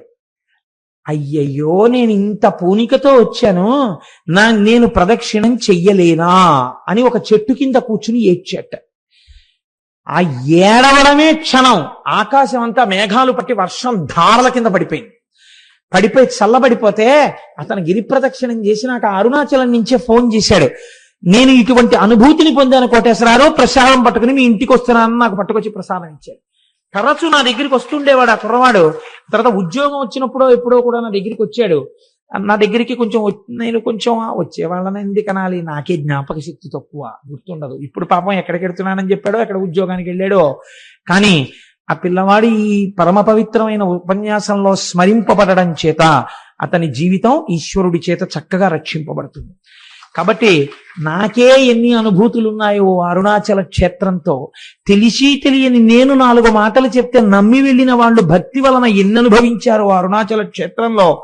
కాబట్టి ఆ అరుణాచలం కొండయందు నమ్మకం పెట్టుకొని ఆ అరుణాచలం వెళ్ళి మీరు ఆ కొండల కింద చూస్తుంటే ఎన్ని తీర్థాలు కనపడతాయో, ఎన్ని చెరువులు కనపడతాయో. చిత్రం ఏమిటో తెలుసా అండి? అరుణాచలానికి ఏకకాలమునందు ప్రదక్షిణం చేస్తారు. ఒకటి మనుష్యులు చేసేటప్పుడు ఎడం పక్క నుంచి తిరుగుతారు, దేవతలు కుడి పక్క నుంచి వస్తారు. అందుకే వాళ్ళకి అడ్డెళ్ళకూడదని చెప్పి అటు వెళ్ళొద్దంటారు కుడి పక్కకి. అరుణాచలగిరి ప్రదక్షిణం చేసేటప్పుడు ఒక మర్యాద ఉంది శాస్త్రంలో. మనంతట మనం తగిలించుకోవడం కాదు, నిజంగా బాగా భక్తులని రుజువేమి అంటే, ఎవరైనా గిరి ప్రదక్షిణం చేసేటటువంటి సమయంలో ఒకవేళ వాళ్ళ యొక్క కాలు కాని వేలు కాని తెగి నెత్తురు ధారలై కారితే వేరొకరికి ఆ రక్తధారని ఆపే అధికారము లేదు. సాక్షాత్తు శ్రీ మహాలక్ష్మి వచ్చి తన పట్టు చీర కొంగు చింపి కట్టుకడుతుంది అని ప్రమాణం. ఇది ఎంత నిజమో మీకు చెప్పనండి. నేను ముత్యాల సత్యనారాయణ ఇక్కడే ఉన్నాడు. మాతో హరిప్రసాద్ గారని డిప్యూటీ మేనేజర్ క్వాలిటీ కంట్రోల్ చేశారు మాకు. ఇవాళ పొద్దున్న కూడా వారు నాకు ఫంక్షన్ లో కనబడ్డారు. ఆయన మొదటిసారి అరుణాచలం వచ్చారు భార్యతో. గిరి ప్రదక్షిణం చేస్తున్నారు. ఇలా గుళ్ళోకి వెళ్ళి బయటికి వస్తున్నారు ప్రదక్షిణం చేస్తూ. అసలు అంత దెబ్బ తగిలే అవకాశం లేదండి. ఆవిడ కాలు వేలు తెగిపోయి నెత్తురు కారింది, పెద్ద మడుగు కట్టింది, అంత రక్తం కారిపోయింది. అడిగిపోయాడు మా సత్యనారాయణ. ఇప్పటికీ నాతో మొన్న కూడా అన్నారు హరిప్రసాద్ గారు, నేను ఆశ్చర్యపోయేది కోటేశ్వరరావు, నేను ఎంత ప్రయత్నించాగని రక్తధార ఎక్కడి నుంచి వచ్చిందోనయ్యా. ఓ పెద్ద ఆవిడ కొండలోంచి పరుగున వచ్చింది, వచ్చి ఉండవయా అని గబక్క లోపలికెళ్ళి 4 ఆకులు తీసుకొచ్చి పిండిందిలాగా, పిండగానే రక్తం కట్టేసింది. ఆవిడ కొంగు చింపి కట్టు కట్టిందయా. ఎంత ఆశ్చర్యం. డాక్టర్ దగ్గరికి తీసుకెళ్తే ఏ కలేరు తగ్గిపోతుందని కుట్లేసాడు, తగ్గిపోయింది. ఎంత చిత్రం అన్నారు. అయ్యా మీరు ఎంత భాగ్యవంతులండి, మీ ఆవిడ ఎంత పుణ్యం చేసుకున్నదో, ఎంత మంచి హృదయమో. కాకపోతే ఆవిడికి లక్ష్మీదేవే కట్టు కట్టిందండి. మీరు నమ్మండి, స్కాంద పురాణం అలా చెప్పిందని చెప్పాను నేను. ఏం సత్యనారాయణ నిజమా కదా? లేచి నిలబడి చెప్పు, లేకపోతే నేను అబద్ధం చెప్పాను అనుకుంటారు. నిజమా కాదా? కూర్చో. అంటే ఏమిటి, నువ్వు వెళ్ళిన ఈ పాటికే నీకు ఇన్ని అనుభవాలు ఉన్నాయని మీరు అనుకుంటారేమో అని నా భయం. ఇవన్నీ నేనేదో చెప్పేస్తున్నాడు, ఏదో చెప్పమన్నాం కదా అని వీడు చాలా చెప్పేస్తున్నాడు రో, ఇంకా నమ్మచ్చా నమ్మకూడదా అనుకుంటారేమో నా భయం. అందుకని సాక్ష్యాలు ప్రవేశపెట్టాను. కాబట్టి అరుణాచలం అరుణాచలమే, దాని పేరే అరుణాచలము. అచలము అంటే కదలని వాడు, కదలనిది అంటే జ్ఞానము. ఎప్పుడు తనలో తాను రవించేటటువంటి పరమేశ్వరుడు అచలుడై ఉంటాడు.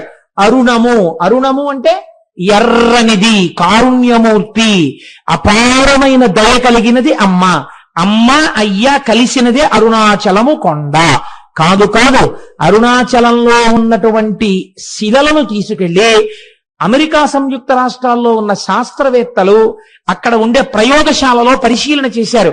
చేస్తే వాళ్ళు అన్నారు, ఈ అరుణాచలం కొండ హిమాలయ పర్వతాల కన్నా ముందుది.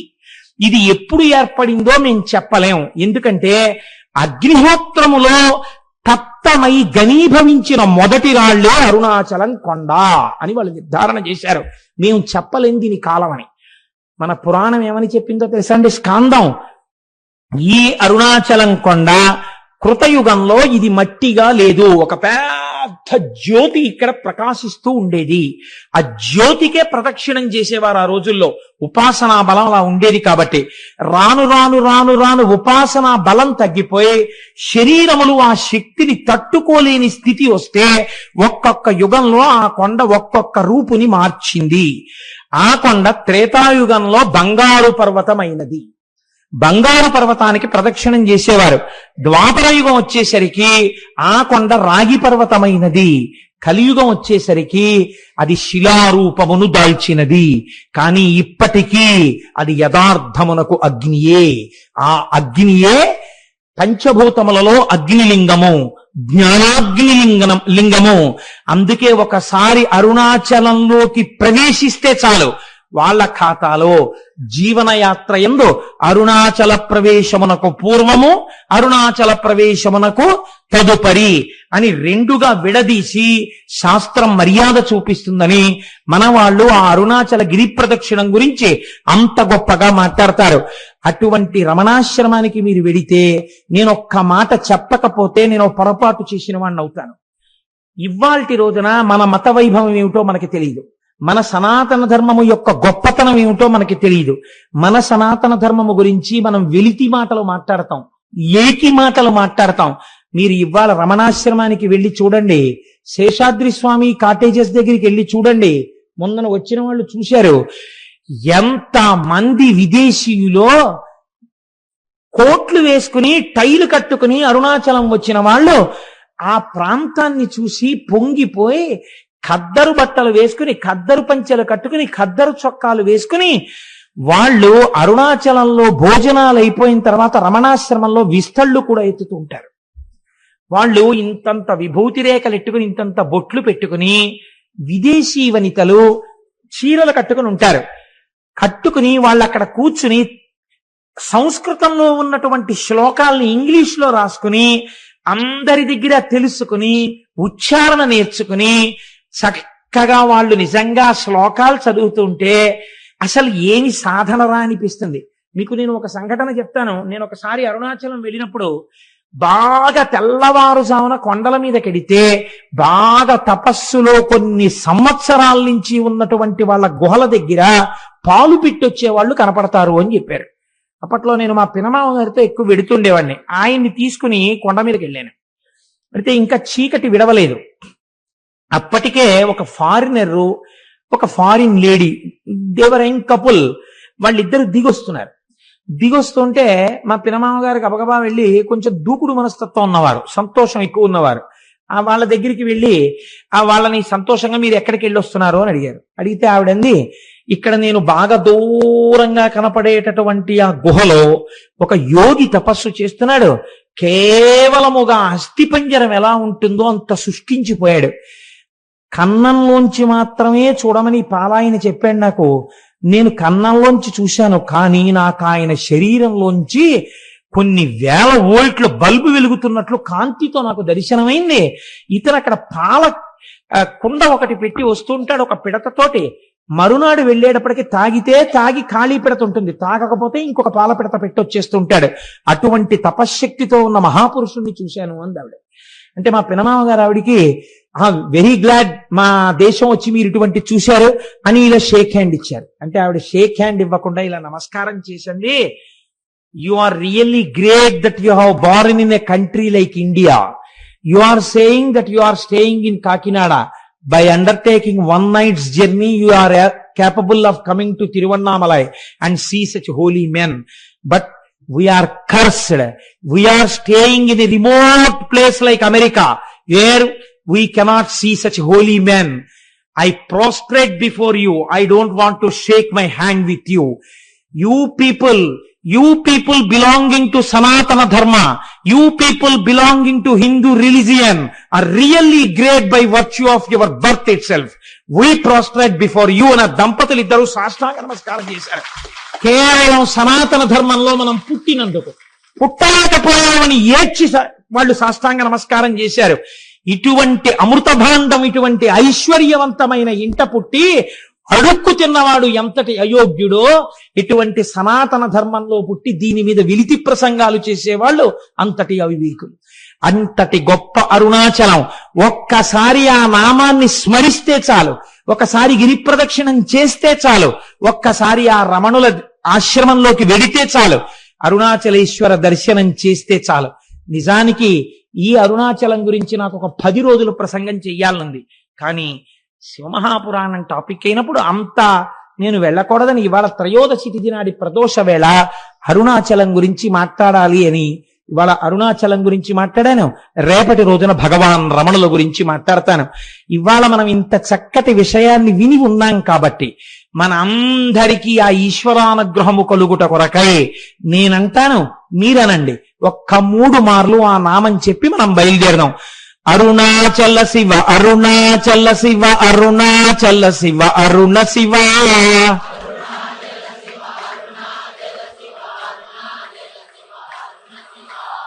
అరుణాచల శివ, అరుణాచల శివ, అరుణాచల శివ, అరుణ శివ.